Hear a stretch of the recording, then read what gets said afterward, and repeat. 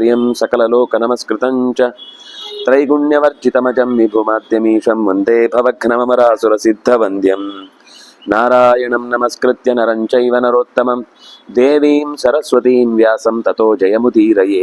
ಸ್ವಸ್ತ್ಯಸ್ತು ಸತಾಂ. ಹರಿ ಓಂ.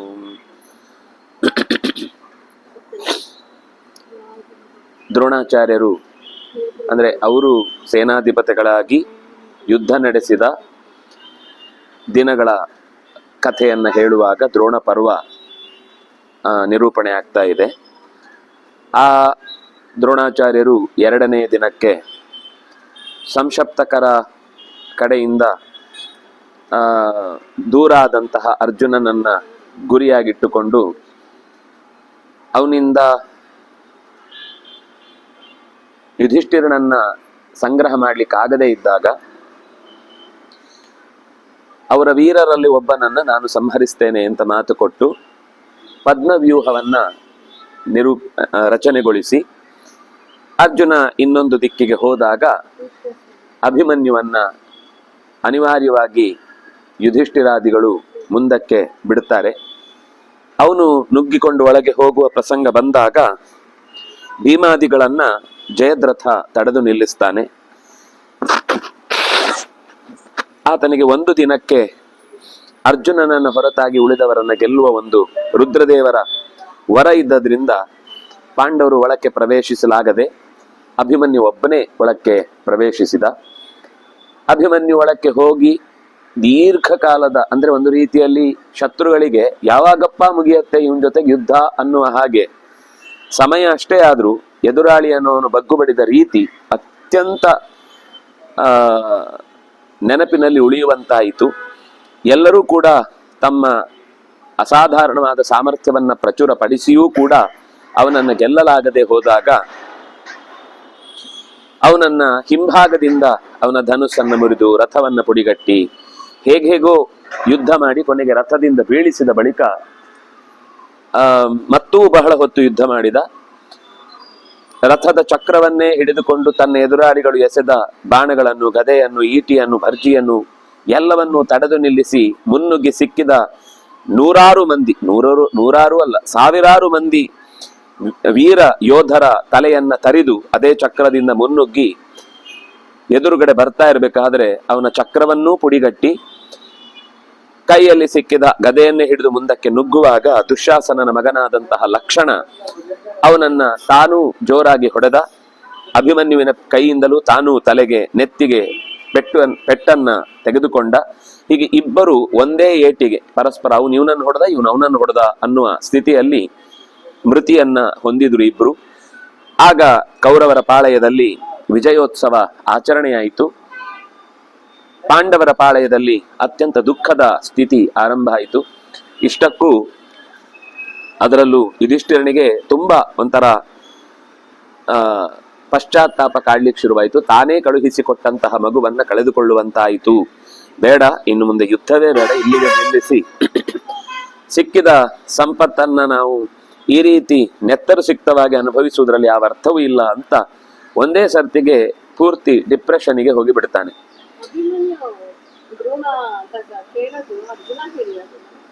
ಆ ಕಥೆ ಮಹಾಭಾರತದಲ್ಲಿ ಇಲ್ಲ, ಅದೊಂದು ಪ್ರಾದೇಶಿಕ ಕಥೆ. ಮೂಲ ಮಹಾಭಾರತದಲ್ಲಿ ಅರ್ಜುನ ಯಾರು ಕೃಷ್ಣ ಹೇಳಿದ ಅಂತ ಬರುದು ಆ ಕಥೆಯಲ್ಲಿ. ಕೃಷ್ಣ ಅವನಿಗೆ ಉಪದೇಶ ಮಾಡ್ತಾ ಇರ್ತಾನೆ. ಇನ್ನೇನು ಒಳಗೆ ಯುದ್ಧ ಮಾಡಿ ಹೊರಕ್ಕೆ ಬರುವ ಪ್ರಸಂಗ ಬಂದಾಗ ಕೃಷ್ಣ ಬೇಕು ಅಂತ ಹೇಳಲಿಲ್ಲ.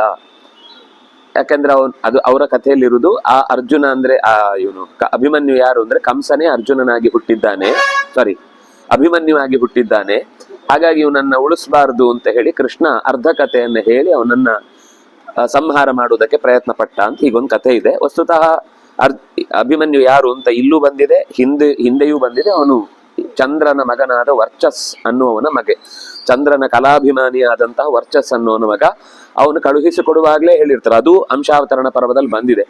16 ವರ್ಷದ ನಂತರ ಈತ ಮತ್ತೆ ಮರಳಿ ನಮಗೆ ಸಿಗಬೇಕು ಅನ್ನುವ ಕರಾರಿನೊಂದಿಗೆನೆ ಅವನನ್ನ ಅವತಾರಕ್ಕೆ ಕಳುಹಿಸಿಕೊಟ್ಟಿರ್ತಾರೆ. ಅದರಿಂದಾಗಿ ಆ 16 ವರ್ಷ ಕಾಲ ಮುಗಿದಿದೆ ಅನ್ನುವ ಕಾರಣಕ್ಕಾಗಿ ಅದರಲ್ಲಿ ಶತ್ರುಗಳ ತಪ್ಪಿನ ಕೆಲಸ ಇದ್ದೇ ಇದೆ. ಆದ್ರೆ ಕಾಲವೂ ಬಂದಿತ್ತು, ಅವನು ಹೊರಡುವ ವ್ಯವಸ್ಥೆ ಆಗಿತ್ತು ಅನ್ನೋದನ್ನ ಹೇಳಲಿಕ್ಕೆ ಈ ಕಥೆ ಮುಂದೆ ಬರುತ್ತೆ. ಹತ್ವಾ ದಶ ಸಹಸ್ರಾಣಿ ಕೌಸಲ್ಯಂಚ ಮಹಾರಥಂ ಕೃಷ್ಣಾರ್ಜುನ ಸಮಃಕಾರ್ಷ್ಣಿ ಶಕ್ರಲೋಕಂ ಗತೋ ಧ್ರುವಂ. ನಮ್ಮ ಕಣ್ಣು ಎದುರಾಗಿ ಆಟಾಡಿಕೊಂಡಿದ್ದಂತಹ ಹುಡುಗ, ಬಾಣಗಳಿಗೆ ಎಂದು ಎಳವೆಯನ್ನ ಕಾಣದವನು, ಈಗ ಎಲ್ಲರೂ ಸೇರುವ ಮುಂಚೆನೆ ಅವನು ಅಂದ್ರೆ ವಯಸ್ಸಾದವರು ಸೇರುವ ಲೋಕವನ್ನು ಈಗಲೇ ಹೋಗಿ ಸೇರಿಬಿಟ್ಟಿದ್ದಾನೆ. ಹಾ, ಅಂದ್ರೆ ಬೇಗ ಹೊರಡಬೇಕು ಅಂತ ಅವನಿಗಿರುವವರ. ಅದೇ ಜಯದ್ರಥ ತಡೆದಿರ್ತಾನೆ. ಜಯದ್ರಥನ ಏಕರಥ ಅಂತ ಅದನ್ನೇ ಹೇಳಿತ್ತು. ಅವನಿಗೆ ಬದಲಿ ಪರ್ಯಾಯ ರಥವೂ ಸಿಗುದಿಲ್ಲ. ಇಲ್ಲಾಂದ್ರೆ ಸಾಮಾನ್ಯ ಯುದ್ಧದಲ್ಲಿ ಏನಾಗುತ್ತೆ, ರಥದಲ್ಲಿ ರಥ ಪುಡಿಯಾದ್ರೆ ಇನ್ನೊಂದು ರಥ ತಕ್ಷಣ ಅಲ್ಲಿ ಅವರಿಗೆ ಸಹಾಯಕ್ಕಿರುತ್ತೆ. ಇಲ್ಲಿ ಅವನಿಗೆ ಸಹಾಯ ರಥವೂ ಹೋಗ್ಲಿಕ್ಕೆ ಆಗ್ಲಿಲ್ಲ. ಜೊತೆಗೆ ಕಲ್ತವ್ರು ಇದ್ದಿದ್ದು 3 ಜನ, ಅರ್ಜುನ, ಕೃಷ್ಣ, ಅಭಿಮನ್ಯು. ಬಿಟ್ರೆ ಇನ್ನೊಬ್ಬ ಪ್ರದ್ಯುಮ್ನ, ಅವನು ಈ ಯುದ್ಧದಲ್ಲೇ ಇಲ್ಲ. ಹಾಗಾಗಿ 3-4ನೇವನು ಬರೋದ್ ಸಾಧ್ಯ ಇಲ್ಲ. ಅದರಲ್ಲಿ ಅಭಿಮನ್ಯು ಒಳಗೆ ಹೋದ. ಇವರನ್ನ ಅನುಸರಿಸಿ ಹೋಗ್ತೇವೆ ಅಂತಾನೆ ಎಲ್ಲರೂ ಅನ್ಕೊಂಡಿದ್ದು. ಆದ್ರೆ ಜಯದ್ರಥ ಅವತ್ತೇ ತನಗೆ ಸಿಕ್ಕ ವರವನ್ನು ಉಪಯೋಗಿಸಿಕೊಂಡಾದ್ರಿಂದಾಗಿ ಪಾಂಡವರು ಯಾರು ಒಳಗೆ ಪ್ರವೇಶ ಮಾಡ್ಲಿಕ್ಕೆ ಆಗ್ಲಿಲ್ಲ. ಇಲ್ಲ, ಅದು ಎಲ್ಲ ಪೂರ್ವಯೋಜಿತ ಅಲ್ಲ.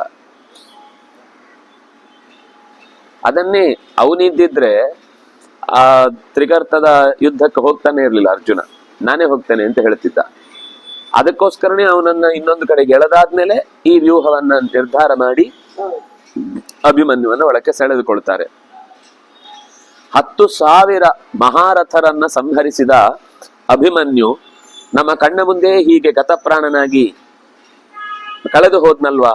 ರಥಾಶ್ವ ನರಮಾತಂಗ ವಿನಿಹತ್ಯ ಸಹಸ್ರಶಃ ಅವಿತೃಪ್ತ ಸಂಗ್ರಾಮಾತ್ ಅಶೋಚ್ಯ ಪುಣ್ಯಕರ್ಮ ಕೃತ್ ಗತಃ ಪುಣ್ಯ ಕೃತಾನ್ ಲೋಕಾನ್ ಶಾಶ್ವತಾನ್ ಪುಣ್ಯ ನಿರ್ಜಿತಾನ್. ಆಗ ಉಳಿದವರೆಲ್ಲ ಸಮಾಧಾನ ಮಾಡ್ತಾರೆ. ಒಬ್ಬ ಯುದ್ಧದಲ್ಲಿ ತೀರಿದವನ ಬಗ್ಗೆ ಹೀಗೆ ವ್ಯಥೆ ಪಡಬಾರದು. ಅವನು ಉತ್ತಮ ಲೋಕಕ್ಕೆ ಹೋಗಿದ್ದಾನೆ, ವೀರಮರಣ ಅಂತನ್ನೋದು ಕ್ಷತ್ರಿಯರಿಗೆ ಸಿಗುವಂತಹ ದೊಡ್ಡ ಸೌಖ್ಯ ಅದು ಅಂತ ಹೀಗೆ ಎಷ್ಟು ಅವನಿಗೆ ಬಿಡಿಸಿ ಹೇಳಿದ್ರು ತುಂಬಾ ದುಃಖ ಪಡ್ತಾನೆ. ಯಾಕೆ ಹೀಗೆ ಸಾವು ಅನ್ನೋದು ನಮ್ಮ ಕಣ್ಣ ಮುಂದೆನೆ ಆಟ ಆಡಿಸಿ ಬಿಡುತ್ತೆ. ನಾವ್ಯಾರಾದ್ರೂ ಸತ್ತರೆ ಬೇಸರ ಇರಲಿಲ್ಲ. ನಾವೊಂದಿಷ್ಟು ಜೀವನವನ್ನು ಕಂಡವರು, ನಮ್ಗೆ ಮಕ್ಕಳು, ಮಡದಿ, ಅಂದ್ರೆ ಸಂಸಾರದ ಅನೇಕ ತರದ ಸುಖಗಳು ಎಲ್ಲ ಅನುಭವಿಸಿದ್ದೇವೆ. ಅವನು ಇನ್ನೂ ಎಳೆಯ ವಯಸ್ಸಿನವನು, ಈಗ ತಾನೇ ಮದುವೆಯಾಗಿ ಉತ್ತರೆಯನ್ನ ಪಡೆದು ಬಂದವನು. ಅಂಥವನ ಬದುಕು ಹೀಗಾಗಬಾರ್ದಿತ್ತು ಅಂತ ಅವನು ವ್ಯಥೆ ಪಡ್ತಾನೆ. ಅದನ್ನ ವರ್ಣನೆ ಮಾಡ್ತಾರೆ 50ನೇ ಅಧ್ಯಾಯದ ಕೊನೆಯ ಶ್ಲೋಕ. ಅಪೇತ ವಿಧ್ವಸ್ತ ಮಹಾರ್ಹ ಭೂಷಣಂ ನಿಪಾತಿತಂ ಶಕ್ರ ಸಮಂ ಮಹಾಬಲಂ ರಣೇಭಿಮನ್ಯುಂ ದದೃಶುಸ್ತದಾ ಜನಾಃ ವ್ಯಪೋಢಹವ್ಯಂ ಸದಸೀವ ಪಾವಕಂ.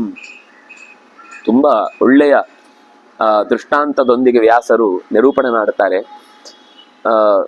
ದೇಹ ಶರೀರ ಸತ್ತು ಬಿದ್ದಿದ್ರೂ ಕೂಡ ಅದರಲ್ಲಿ ಸ್ವಲ್ಪವೂ ಕೂಡ ಆ ಮುಖದಲ್ಲಿ ಭಯವೋ ಸತ್ತು ಬಿಟ್ಟೆ ಅನ್ನುವ ವ್ಯಥೆಯೋ ಎಂಥದೂ ಇರಲಿಲ್ಲ. ಈಗ ವಾಪಸ್ ಅವನಿಗೆ ಎದ್ದು ನಿಲ್ಲಿಸಿ ಯುದ್ಧಕ್ಕೆ ಜೀವ ಕೊಟ್ರೆ ಮತ್ತದು ಒಂದು ಚಿತ್ರವನ್ನ ನಿಲ್ಲಿಸಿ, ಅಂದ್ರೆ ಒಂದು ಚಲನೆಯನ್ನ ನಿಲ್ಲಿಸಿ ಮತ್ತೆ ಕೀ ಕೊಟ್ಟರೆ ಅದು ವಾಪಸ್ ಹೇಗೆ ಹೋಗುತ್ತೋ ಹಾಗೆ ಹೋಗುವಷ್ಟು ಸಹಜವಾಗಿದೆ ಅದರ ಶರೀರ. ಆದ್ರೆ ಏನು ಅಂದ್ರೆ ಅದು ಶಕ್ರ ಸಮಂ ಮಹಾಬಲಂ, ಇಂದ್ರನಿಗೆ ಸಮನಾದ ಬಲದಿಂದ ತುಂಬಿದವನು, ಶಕ್ರಬಲನಿಂದ ಕೂಡಿದಂತಹ ವ್ಯಕ್ತಿ. ಆದ್ರೆ ಕಿವಿಯ ಓಲೆ ತುಂಡಾಗಿ ಹೋಗಿದೆ, ತಲೆಗೆ ಹಾಕಿದ ಕಿರೀಟ ಮುರಿದು ಬಿದ್ದಿದೆ, ಕೈಯ ವಂಕಿ ತುಂಡಾಗಿ ಬಿದ್ದಿದೆ. ಅಂದ್ರೆ ಅವನ ದೇಹದಲ್ಲಿ ಯಾವುದೇ ವಿಕಾರ ಇಲ್ಲ ಅಥವಾ ಅದರ ಕಾಂತಿಹೀನವಾಗುವಿಕೆ ಇಲ್ಲ. ಅದಕ್ಕೆ ಅಲಂಕರಿಸಿದ ವಸ್ತುಗಳೆಲ್ಲ ಹೋಗಿದೆ. ಅದು ಹೇಗಿತ್ತು ಅಂತಂದ್ರೆ ರಣದಲ್ಲಿ ಬಿದ್ದಿರುವ ಆ ಶರೀರವನ್ನ ಕಂಡ ಜನಕ್ಕೆ ವ್ಯಪೋಢಹವ್ಯಂ ಸದಸೀವ ಪಾವಕಂ, ಆಹುತಿಗಳನ್ನ ಹಾಕದೆ ನಿಸ್ತೇಜವಾಗಿ ಬಿಟ್ಟಿರುವ ಅಗ್ನಿ ಹೇಗಿತ್ತೋ ಹಾಗಿತ್ತು. ಈ ಆಹುತಿಗಳನ್ನ ಹಾಕಿದಾಗ ಅದು ಉರಿಯತ್ತೆ, ಜೋರಾಗಿ ಉರಿಯತ್ತೆ. ಹಾಕುವ ಮುಂಚೆ ಅದು ಸಾಧಾರಣವಾಗಿ ಉರಿತಾ ಇರುತ್ತೆ. ಹಾಗೆ ಸದಸ್ಸಿನಲ್ಲಿ ಅಗ್ನಿಗೆ ಆಹುತಿಗಳನ್ನ ಕೊಡದೆ ಇನ್ನು ಸಿದ್ಧಪಡಿಸುವಷ್ಟೇ ಹೊತ್ತಿಗೆ ಅಗ್ನಿ ಹೇಗೆ ಕಾಣುತ್ತೋ ಹಾಗೆ ಕಾಣ್ತಾ ಇತ್ತು ಅನ್ನುವಲ್ಲಿಗೆ 50ನೆಯ ಅಧ್ಯಾಯ ಮುಕ್ತಾಯವಾಗುತ್ತೆ. ಯುಧಿಷ್ಠಿರನಿಗೆ ಆ ದುಃಖದ ಏರಿಳಿತವನ್ನ ಸಹಿಸ್ಲಿಕ್ಕೆ ಆಗ್ತಾ ಇರೋದಿಲ್ಲ. ಹತೆ ತಸ್ಮಿನ್ ಮಹಾವೀರ್ಯೆ ಸೌಭದ್ರೇ ರಥಯೂತಪೆ ವಿಮುಕ್ತರಥ ಸನ್ನಾಹಾಃ ಸರ್ವೇ ನಿಕ್ಷಿಪ್ತ ಕಾರ್ಮುಕಾಃ ಉಪೋಪವಿಷ್ಟ ರಾಜಾನಂ ಪರಿವಾರ್ಯ ಯುಧಿಷ್ಠಿರಂ ತದೇವ ಯುದ್ಧಂ ಧ್ಯಾಯಂತಹ ಸೌಭದ್ರಗತ ಮಾನಸಾಃ. ಮಹಾವೀರನಾದಂತಹ ಸುಭದ್ರೆಯ ಮಗನಾದ ರಥದ ಗುಂಪುಗಳನ್ನೇ ನಿರ್ವಹಿಸಬಲ್ಲ ಅಭಿಮನ್ಯು ತನ್ನ ರಥದಿಂದ ಕಳಚಿ ಕೆಳಕ್ಕೆ ಬಿದ್ದಿರುವಾಗ ಇವನ ಹಾಗೇನೆ ಅನೇಕ ಜನ ತಮ್ಮ ತಮ್ಮ ಆಯುಧಗಳಿಂದ ರಹಿತರಾಗಿ ಬಿದ್ದಿರುವ ಸ್ಥಿತಿಯಲ್ಲಿ ಜನಗಳು ಅಂದ್ರೆ ಶರೀರದ ಗುಂಪಿನ ಮಧ್ಯದಲ್ಲಿ ಯುಧಿಷ್ಠಿರ ನಿಂತಿದ್ದಾನೆ. ಅವನನ್ನ ಉಳಿದ ರಾಜರೆಲ್ಲ ಪರಿವಾರವಾಗಿ ನಿಂತು ನೋಡ್ತಾ ಇದ್ದಾರೆ, ಸೌಭದ್ರನ ಶರೀರವನ್ನು ನೋಡ್ಲಿಕ್ಕೋಸ್ಕರ. ಯುಧಿಷ್ಠಿರ ತುಂಬಾ ದುಃಖಪಟ್ಟ. ಅಭಿಮನ್ಯುವಿನ ವಿಷಯದಲ್ಲಿ ನಾವು ಗಡಿಬಿಡಿ ಮಾಡಿದ್ವಿ. ಏಷ ಜಿತ್ವಾ ಕೃಪಂ ಶಲ್ಯಂ ರಾಜಾನಂಚ ಸುಯೋಧನಂ ದ್ರೋಣಂ ದ್ರೌಣಿಂ ಮಹೇಶ್ವಾಸಂ ತಥೈವಾನ್ಯಾನ್ ಮಹಾರಥಾನ್. ಕೃಪರನ್ನು, ಶಲ್ಯರನ್ನು, ಜೊತೆಗೆ ಸುಯೋಧನನನ್ನು, ದ್ರೋಣನನ್ನು, ಅಶ್ವತ್ಥಾಮನನ್ನು, ಇಂತಹ ಅನೇಕ ಅನ್ಯ ಮಹಾರಥರನ್ನು ಅನಾಯಾಸವಾಗಿ ಗೆದ್ದವನಿವನು. ದ್ರೋಣಾನೀಕಂ ಅಸಂಬಾಧಂ ಮಮ ಪ್ರಿಯ ಚಿಕೀರ್ಷಯ ಹತ್ವಾ ಶತ್ರುಗಣಾನ್ ವೀರಾನ್ ಏಷ ಶೇತೆ ಮಹಾರಥ. ಎದುರಾಳಿಗಳಿಂದ ಎದುರಿಸಲಾಗದೇ ಇರುವ ಅತ್ಯಂತ ತಂತ್ರಗಾರಿಕೆಯಿಂದ ಕೂಡಿದ ವ್ಯೂಹವನ್ನೂ ಕೂಡ ಭೇದಿಸಿ ಒಳಕ್ಕೆ ನುಗ್ಗಿದಂತಹ ಕೇವಲ ಮಮ ಪ್ರಿಯ ಚಿಕೀರ್ಷಯ, ದೊಡ್ಡಪ್ಪನಿಗೆ ಸಂತೋಷ ಆಗಬೇಕು ಅನ್ನೋ ಒಂದೇ ಕಾರಣಕ್ಕೆ ತನ್ನ ಯಾವ ಸಾವು ನೋವುಗಳ ಅಥವಾ ತನಗಾಗಬಹುದಾದ ಅಪಾಯಗಳ ಬಗ್ಗೆ ಯೋಚನೆ ಮಾಡದೆ ಶತ್ರುಗಳ ಮಧ್ಯಕ್ಕೆ ಹೋಗಿ ಈಗ ಶೇತೆ ಮಲಗಿ ಬಿಟ್ಟಿದ್ದಾನೆ. ಕೃತಾಸ್ತ್ರಾನ್ ಯುದ್ಧ ಕುಶಲಾನ್ ಮಹೇಶ್ವಾಸಾನ್ ಮಹಾಬಲಾನ್ ಕುಲಶೀಲ ಗುಣೈರ್ಯುಕ್ತಾನ್ ಶೂರಾನ್ ವಿಖ್ಯಾತ ಪೌರುಷಾನ್. ಇಷ್ಟೇ ಅಲ್ಲ, ಎಷ್ಟೆಷ್ಟು ಇವನ ಎದುರುಗಡೆ ಯುದ್ಧ ಮಾಡಿದವರು ಸಾಮಾನ್ಯರಲ್ಲ, ಅಸ್ತ್ರಗಳನ್ನ ಅನಾಯಾಸವಾಗಿ ಬಳಸಲು ತಿಳಿದವರು, ಯುದ್ಧದಲ್ಲಿ ಈ ಹಿಂದೆ ಎಷ್ಟೋ ಫೀಲ್ಡ್ಗಳಲ್ಲಿ ಅಭ್ಯಾಸ ಇದ್ದವರು, ಯುದ್ಧ ಕುಶಲರು. ಉದ್ದದ ಬಾಣಗಳನ್ನ ಅಂದ್ರೆ ದೀರ್ಘವಾದಂತಹ ಧನುಸ್ಸನ್ನ ಹಿಡಿಯುವುದು ಅನ್ನೋದು ತುಂಬಾ ಕಷ್ಟದ ಕೆಲಸ. ಅವರವರ ಧನುಸ್ಸಿನ ಎತ್ತರದ ಮೇಲೆ ಅವರ ತಾಕತ್ತು ಅನ್ನೋದು ಪರಿಚಯ ಆಗುತ್ತೆ. ಈಗ ನಾವು ಮಕ್ಕಳಿಗಾಗುವಾಗ ಸಣ್ಣ ಬ್ಯಾಟ್ ಕೊಡ್ತೇವೆ, ಸ್ವಲ್ಪ ವಯಸ್ಸಿನ ಬಂದವನಿಗೆ ಅವನಿಗೆ ದೊಡ್ಡ ಬ್ಯಾಟ್ ಕೊಡ್ತೇವೆ. ಒಳ್ಳೆ ಆಟಗಾರ ಅಂತಾದ್ರೆ ಅವನ ಕೈಯಲ್ಲಿ ಸ್ವಲ್ಪ ಭಾರವಾದದ್ದೇ ಇರುತ್ತೆ, ಅದರಲ್ಲೂ ಮತ್ತೆ ವೆರೈಟೀಸ್ ಇರುತ್ತೆ. ಅವನು ಎಂತ ಆಟಗಾರ ಅನ್ನೋದ್ರ ಮೇಲೆ ಡಿಪೆಂಡು. ಅವರಿಗೆ ದೇಹದಲ್ಲಿ ತುಂಬಾ ಶಕ್ತಿ ಇದ್ದಾಗ ಭಾರ ಇರುತ್ತೆ, ದೇಹದಲ್ಲಿ ಶಕ್ತಿ ಇಲ್ಲದೆ ಇದ್ದಾಗ ಗಾತ್ರ ದೊಡ್ಡದಿರುತ್ತೆ, ಅದ್ರದ್ದು ಹಗುರ ಇರುತ್ತೆ. ಅವರು ಟೆಕ್ನಿಕಲ್ ಆಡ್ಬೇಕಾಗತ್ತೆ. ಹಾಗೆ ಧನುಸ್ಸನ್ನ ಇಟ್ಟುಕೊಳ್ಳುವಲ್ಲೂ ಕೂಡ ಅದನ್ನ ಹೆದೇರಿಸುವ ತಾಕತ್ತು ಅವರಿಗೆ ಎಷ್ಟಿದೆಯೋ ಅದರ ಮೇಲೆ ಅದು ಭಾರವೂ ಉದ್ದವೂ ಆದಾಗ ದೂರ ಜಾಸ್ತಿ ಕ್ರಮಣ ಮಾಡುತ್ತೆ. ಅಂತಹ ರೀತಿಯ ಮಹೇಶ್ವಾಸನ್ ಉದ್ದನೆಯ ಧನುಸ್ಸನ್ನ ಧರಿಸಬಲ್ಲಂತಹ ವೀರರನ್ನು ಕೂಡ, ಮಹಾಬಲಿಷ್ಠರನ್ನು ಕೂಡ, ಮತ್ತೆ ಕೆಲವರಲ್ಲಿ ಇಷ್ಟೆಲ್ಲ ಇದ್ರೂ ಕೂಡ ಅವರ ವ್ಯಕ್ತಿಗತವಾದ ಒಳ್ಳೆಯ ಹಿಂದಿನ ಪರಂಪರೆ ಇರುವುದಿಲ್ಲ, ಅಭ್ಯಾಸ ಇರುವುದಿಲ್ಲ, ಮತ್ತೆ ಅದರಿಂದ ನಡತೆ ಚೆನ್ನಾಗಿರುವುದಿಲ್ಲ. ಈಗ ಕೆಲವರಿಗೆ ಚೆನ್ನಾಗಿರುತ್ತೆ, ನಡತೆ ಚೆನ್ನಾಗಿಲ್ಲದೆ ಇದ್ದಾಗ ಅದು ಯುದ್ಧದಲ್ಲಿ ಎಲ್ಲೋ ಒಂದ್ ಕಡೆ ಅವರಿಗೆ ಮಿಸ್ ಹೊಡೆಯುತ್ತೆ. ನಡತೆಯೂ ಚೆನ್ನಾಗಿದ್ದಾಗ ಮನಸ್ಸು ಅತ್ಯಂತ ತೀಕ್ಷ್ಣವಾಗಿರುತ್ತೆ, ಎಲ್ಲೂ ಎದುರಾಳಿಯ ಕಂಪನಕ್ಕೆ ಅವರು ಅಲ್ಲಾಡುವುದಿಲ್ಲ. ಅಂದ್ರೆ ಎದುರಾಳಿಯ ಜರ್ಕ್ ಬಿದ್ದಾಗ ಅವರು ಸ್ಥಿರವಾಗಿರ್ತಾರೆ. ಗುರುತು ಸರಿಯಾಗಿ ಹಿಡಿಯುವುದಿರಬಹುದು, ಅವನ ಮೂಮೆಂಟ್ ಗಳನ್ನ ಅರ್ಥ ಮಾಡಿಕೊಳ್ಳುವಲ್ಲಿ ಏಕಾಗ್ರತೆ ತಪ್ಪದೇ ಇರುವುದು, ಇದೆಲ್ಲ ಅವರ ಗುಣ ಆಗಿರುತ್ತೆ. ಅಂದ್ರೆ ಅವರು ಎಷ್ಟೇ ಕೈಚಳಕದಲ್ಲಿ ಪರಾಕ್ರಮಿಗಳಾಗಿದ್ರು ಕೂಡ ಅವರ ವ್ಯಕ್ತಿಗತವಾದ ಜೀವನ ಹಾಳಾಗಿದ್ರೆ ಆ ಸಂದರ್ಭದಲ್ಲಿ ಅದು ಕೈ ಕೊಡುತ್ತೆ ಅವರಿಗೆ. ಇಲ್ಲಿ ಇರೋರು ಯಾರು ಅಂಥವರು ಅಲ್ಲ. ಕುಲಶೀಲ ಗುಣೇರ್ಯುಕ್ತಾನ್, ಒಳ್ಳೆಯ ಮನೆತನದ ಜೊತೆಗೆ, ಒಳ್ಳೆಯ ಗುಣದ ಜೊತೆಗೆ, ಒಳ್ಳೆಯ ನಡತೆಯ ಜೊತೆಗೆ ಬದುಕನ್ನ ಅತ್ಯಂತ ಅರ್ಥಪೂರ್ಣವಾಗಿ ಕಳೆದವರು ಇಲ್ಲಿ ಯುದ್ಧದಲ್ಲಿ ಇದ್ದವರು. ಅಂಥವರು ಕೂಡ ಇವನ ಮುಂದೆ ಆ ಪೌರುಷವನ್ನ ಕಳ್ಕೊಂಡ್ರು. ಹಾಗೆ ಪೌರುಷವನ್ನ ಕಳಚಿದವನೂ ಕೂಡ ದ್ರೋಣೇನ. ದುರ್ಯೋಧನ ಒಬ್ಬ ಬಿಡಿ, ಇನ್ನು ದ್ರೋಣಾಚಾರ್ಯ ಇದ್ದಾರೆ, ದ್ರೌಣಿ ಇದ್ದಾನೆ, ಅಶ್ವತ್ಥಾಮ ಇದ್ದಾನೆ, ಕೃತವರ್ಮ ಇದ್ದಾನೆ. ಇವರೆಲ್ಲ ಅತ್ಯಂತ ಪ್ರಬಲರೇ. ಒಬ್ಬ ಇದ್ದೇ ಇರ್ತಾನೆ, ಅವ್ನು ಏನ್ ಮಾಡ್ಲಿಕ್ಕಾಗಲ್ಲ. ನಾವು ಅದು ಇಂಥವ್ರನ್ನ ಮಾತ್ರ ಯುದ್ಧ ಮಾಡ್ತೇನೆ ಅಂತ ಹೇಳಿಕ್ ಆಗುದಿಲ್ಲ, ಅದೇನು ನಮ್ಮ ದೌರ್ಬಲ್ಯ ಅಂತ ಅವ್ರು ಅದನ್ನ ತಮಾಷೆ ಮಾಡ್ತಾರೆ. ಮತ್ತೆ 16 ದ್ರೋಣೇನ ವಿಹಿತಂ ವ್ಯೂಹಂ ಅಭೇದ್ಯಂ ಅಮರೈರಪಿ, ದೇವತೆಗಳೂ ಸೋಲಿಸಲಾರದ ಅಭೇದ್ಯವಾದ ವ್ಯೂಹವನ್ನು ಅದೃಷ್ಟಪೂರ್ವಮಸ್ಮಾಭಿ, ಇಲ್ಲಿ ತನಕ ನಾವು ಇಂಥ ವ್ಯೂಹವನ್ನ ಕಂಡಿರ್ಲಿಲ್ಲ. ದ್ರೋಣಾಚಾರ್ಯರು ನಿರ್ಮಿಸಿದ್ದು ಪದ್ಮಂ ಚಕ್ರಾಯುಧ ಪ್ರಿಯ. ಮತ್ತೆ ನಾವು ಚಕ್ರವ್ಯೂಹ ಅಂತ ಹೇಳಿದ್ರೆ ಅವ್ರು ಪದ್ಮವ್ಯೂಹ ಅಂತ ಹೇಳ್ತಾರೆ. ಆದ್ರೆ ಅದು ಆಕೃತಿ ಚಕ್ರದ ಸ್ವರೂಪಕ್ಕೆ ತಿರುಗುತ್ತೆ ಅಂದಾಗ ಅದನ್ನು ಚಕ್ರವ್ಯೂಹ ಅಂತಲೂ ಕರೀತಾರೆ.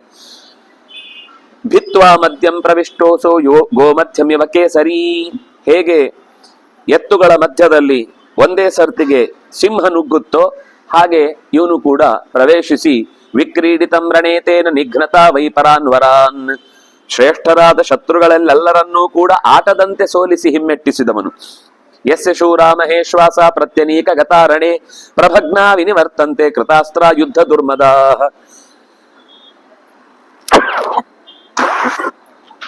ಯುದ್ಧದಲ್ಲಿ ನಮಗೆ ಎದುರಾಳಿಗಳಿಲ್ಲ ಎಂದು ಮದಭರಿತರಾಗಿ ಆ ಯುದ್ಧದಲ್ಲಿ ಭಾಗವಹಿಸಿದವರ ಮದವನ್ನ ಇಳಿಸಿದವ ಯಾರು?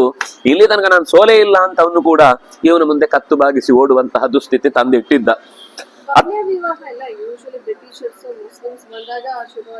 ಏನೇನು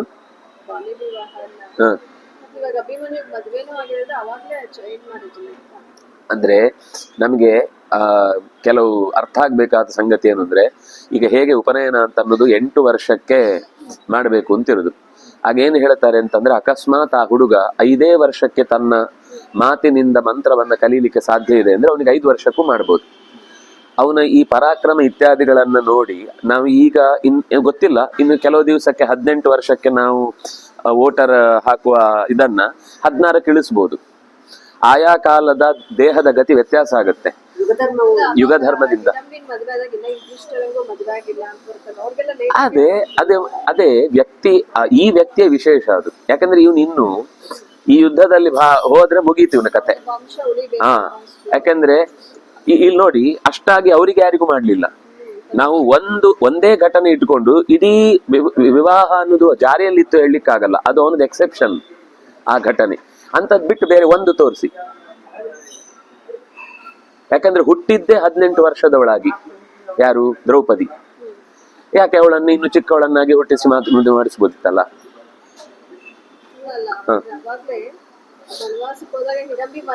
ಹೌದು, ನಂಗೆ ಅರ್ಥ ಆಯ್ತು, ನಾನು ಅದನ್ನೇ ಹೇಳಿದ್ದು.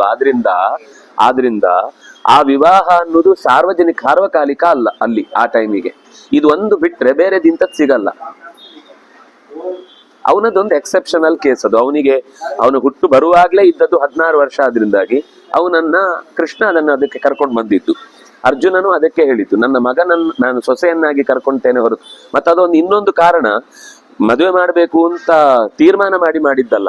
ಅವನಿಗೆ ಮದುವೆ ಮಾಡಿ ಕೊಡ್ತೇನೆ ಅಂತ ಒತ್ತಾಯ ಮಾಡಿದಾಗ ಅವಳು ನನ್ನನ್ನು ಗುರು ಅಂತ ಸ್ವೀಕರಿಸಿದ್ದಾಳೆ. ಆದ್ರಿಂದಾಗಿ ನಾನು ಅವಳನ್ನ ಸೊಸೆಯಾಗಿ ತಗೊಳ್ತೇನೆ, ಶಿಷ್ಯನ್ನ ಹೊರತು ಹೆಂಡತಿಯಾಗಿ ನಾನು ಸ್ವೀಕಾರ ಮಾಡ್ಲಿಕ್ಕೆ ಆಗುದಿಲ್ಲ ಅಂತ ಒಂದು ಸಂಬಂಧ ಗಟ್ಟಿ ಮಾಡ್ಲಿಕ್ಕೋಸ್ಕರ ಆ ಹೊತ್ತಿಗೆ ವಿವಾಹ ಆಗಿತ್ತು. ಅಂದ್ರೆ ನಿಶ್ಚಯ ಮಾಡಿ ಹೇಗಾದ್ರೂ ಮಾಡಿ ಈ ವರ್ಷದೊಳಗೆ ಅವನಿಗೆ ಮಾಡ್ಬೇಕು ಅಂತ ಮಾಡಿದ್ದಲ್ಲ. ಅದು ಒಂದೇ ವಿವಾಹದಿಂದಾಗಿ ಅವರ ಪರಂಪರೆ ಉಳಿಯಿತು. ಇಲ್ಲ ಅಂದ್ರೆ ಈ 5 ಜನ ದ್ರೌಪದಿಯ ಮಕ್ಕಳು ಹೋದ್ರು, ಉಳಿದಂತೆ ಘಟೋತ್ಕಜನೂ ಸತ್ತ, ಯಾರು ಉಳಿಲಿಲ್ಲ, ಇವನೊಬ್ಬನೇ ಉಳಿದದ್ದು. ಅಂದ್ರೆ ಅದೆಲ್ಲ ಬಹುಶಃ ಅವರಿಗೆ ದೂರದೃಷ್ಟಿ ಇತ್ತು ಅಂತ ಅನ್ಸುತ್ತೆ.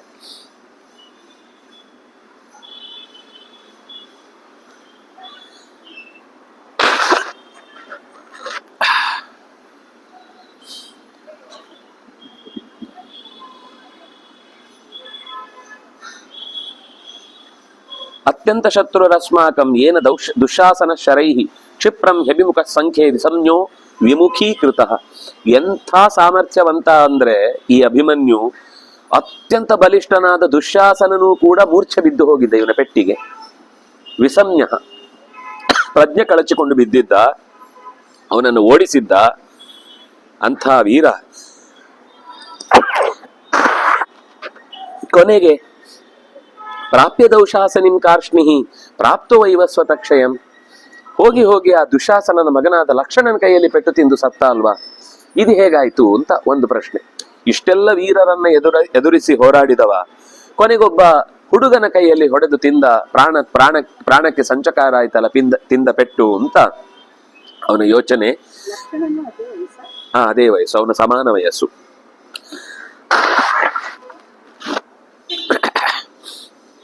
ಅವನಿಗೆ ಮದುವೆ ಆಗಿರ್ಲಿಲ್ಲ. ಅದೇ ಅವರ ಧೈರ್ಯ. ಈಗ ನಾವು ಏಜು ಅಂತ ಹಾಗೆ ಹೇಳುದಾದ್ರೆ ತಪ್ಪದು ಮಾಡ್ತಾ ಇರೋದು.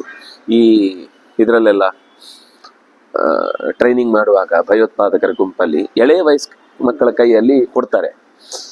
ಅಂದ್ರೆ ಅವುಗಳು ಚಿಕ್ಕಂದಿನಿಂದಲೇನೆ ಆ ರೀತಿ ಟ್ರೈನ್ ಆಗಿ ಅವರಿಗೆ ಕೊಲೆ ಮಾಡುದು ಅನ್ನೋದು ಒಂದು ನೋವು, ಕಷ್ಟ ಆಗುತ್ತೆ, ಇನ್ನೊಬ್ರಿಗೆ ಇನ್ನೊಬ್ಬನಿಗೊಂದು ನೋವು ಆಗತ್ತೆ ಅನ್ನೋ ಭಾವನೆನೇ ಸತ್ತೋಗಿರುತ್ತೆ. ಹಾಗಾಗಿ ಸಾರ್ವಜನಿಕ ಎಲ್ರಿಗೂ ಅದು ಟ್ರೈನಿಂಗ್ ಅಲ್ಲ. ಆ ಹುಡುಗ ಅದರಲ್ಲಿ ಸಮರ್ಥ ಆಗಿದ್ರೆ ಅವನನ್ನ ಟ್ರೈನ್ ಮಾಡ್ತಾರೆ. ಅದಕ್ಕೆ ಕೃಷ್ಣ ಅವನನ್ನು ಟ್ರೈನ್ ಮಾಡಿದ್ದ. ಆ ವೀರ ಸಾಮರ್ಥ್ಯ ಅವನಲ್ಲಿ ಇದೆ ಅನ್ನುವ ಕಾರಣಕ್ಕೆ. ಎಷ್ಟೋ ಸರ್ತಿ ಕೆಲವೊಂದು ಸರ್ತಿ ಬರುತ್ತಲ್ಲ, ಯಾರೋ ಒಬ್ಬ 15 ವರ್ಷದವನು ಪೊಲೀಸ್ ಇದಕ್ಕೆ ಬಂದ ಅಂತ ಅಂದ್ರೆ ಅವನು ಅದಕ್ಕೆ ಸಂಬಂಧಪಟ್ಟ ಪರೀಕ್ಷೆಗಳನ್ನು ಮಾಡಿದ, ಅದು ಇದು ಅಂತ. ಆಮೇಲೆ ಇನ್ಯಾರೋ ಒಬ್ಬ ಸೈನ್ಯಕ್ಕೆ ಸೇರಿದ್ದು, ಇನ್ಯಾರೋ ಒಬ್ಬ ಆಮೇಲೆ ಅತ್ಯಂತ ಕಿರಿಯ ಸಂಸದನಾಗಿದ್ದು. ಇದೆಲ್ಲ ಅಪರೂಪ. ಇದೇನು ಅಂದ್ರೆ ಅವರ ವ್ಯಕ್ತಿಗತವಾದ ಸಾಮರ್ಥ್ಯವನ್ನು ನೋಡಿ. ಯಾರೋ ಒಬ್ಬ 11 ವರ್ಷಕ್ಕೆ SSLC ಬರೆದು ಮುಗಿಸಿದ್ದ ಅಂದ್ರೆ ಅದು ಅವರ IQ ಲೆವೆಲ್ ಅಷ್ಟು ಸ್ಟ್ರಾಂಗ್ ಆಗಿದೆ ಅಂದ್ರೆ ಅವರಿಗೆ ಅವಕಾಶ ಇವತ್ತು ಹೇಗೆ ನಾವು ಕೊಡ್ತೇವೋ ಅದು ಆ ತರದ ಒಂದು ವ್ಯವಸ್ಥೆ ಅಷ್ಟೇ. ಅದರಿಂದಾಗಿ ಅವನನ್ನ ಕ್ಷತ್ರಿಯನಾಗಿ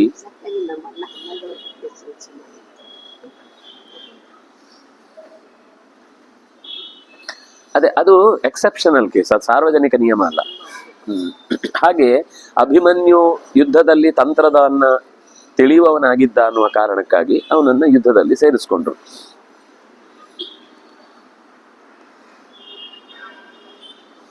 ಹತವತ್ಸಾಂ ಯಥಾಧೇನುಂ ತದ್ದರ್ಶನ ಅಕೃತೋ ಮುಖೀಂ ತದ್ದರ್ಶನ ಕೃತೋನ್ಮುಖೀಂ ಕಿಂ ಸ್ವಿದ್ವಕ್ಷ್ಯಾಮ್ಯಪೇತಾರ್ಥಂ ಅಕ್ಲಿಷ್ಟಂ ಅಸಮಂಜಸಂ. ಮಗುವನ್ನ ಕಳೆದುಕೊಂಡ ತಾಯಿಯೊಂದು ತನ್ನ ಆ ಮಗುವಿನ ಶರೀರದ ಹತ್ತಿರ ಹೇಗೆ ಒದ್ದಾಡುತ್ತೋ ಹಾಗೇನೆ ನಮ್ಮೆಲ್ಲರ ಮನಸ್ಥಿತಿ ನಿಂತು ಬಿಟ್ಟಿದೆ. ನಲುಬ್ಧೋ ಬುದ್ಧತೆ ದೋಷಾನ್ ಲೋಭಾನ್ ಮೋಹಾತ್ ಪ್ರವರ್ತತೆ ಮಧುಲಿಪ್ಸುರ್ಹಿ ನಾಪಶ್ಯಂ ಪ್ರಪಾತಂ ಅಹಮೀದೃಶಂ.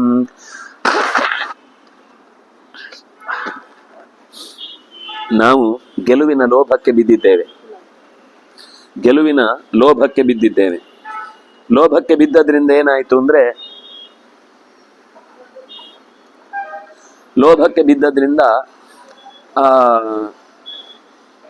ಹೇಗಾದ್ರೂ ಮಾಡಿ ಈ ಯುದ್ಧವನ್ನ ಗೆಲ್ಲಬೇಕು ಅನ್ನೋದಕ್ಕೋಸ್ಕರ ಆ ಹುಡುಗನನ್ನು ಕಳಿಸಿದೆವು. ಆ ಹುಡುಗನನ್ನು ಕಳಿಸಿ ಈಗ ನಾವು ಒದ್ದಾಡ್ತಾ ಇದ್ದೇವೆ. ಅದಕ್ಕೊಂದು ಉದಾಹರಣೆ ಕೊಡ್ತಾನೆ. ಕೆಳಗಡೆ ಒಂದು ಕಮರಿ, ಮೇಲ್ಗಡೆ ಒಂದು ಕೊಂಬೆ. ಆ ಕೊಂಬೆಯಲ್ಲಿ ಜೇನಿನ ಗೂಡು, ಅದರಲ್ಲಿ ಒಂದೊಂದು ತೊಟ್ಟು ನೆತ್ತರು ಇದು ಮಧು ಹನಿ ಇಳಿತಾ ಇದೆ. ಅದಕ್ಕೆ ಕೆಳಗಡೆ ಕಮರಿ ಇದ್ರೂ ಕೂಡ ಅವನಿಗೆ ಮಧುವಿನ ಆಸೆಗೋಸ್ಕರ ಆ ಮರವನ್ನು ಹೇಗೋ ಹಿಡಿದು ನಾಲಿಗೆಯನ್ನು ಹೀಗೆ ಚಾಚ್ತಾ ಇದ್ದಾನೆ. ಕೈ ಜಾರಿದ್ರೆ ಕೆಳಗೆ ಹಾಗೇನೆ.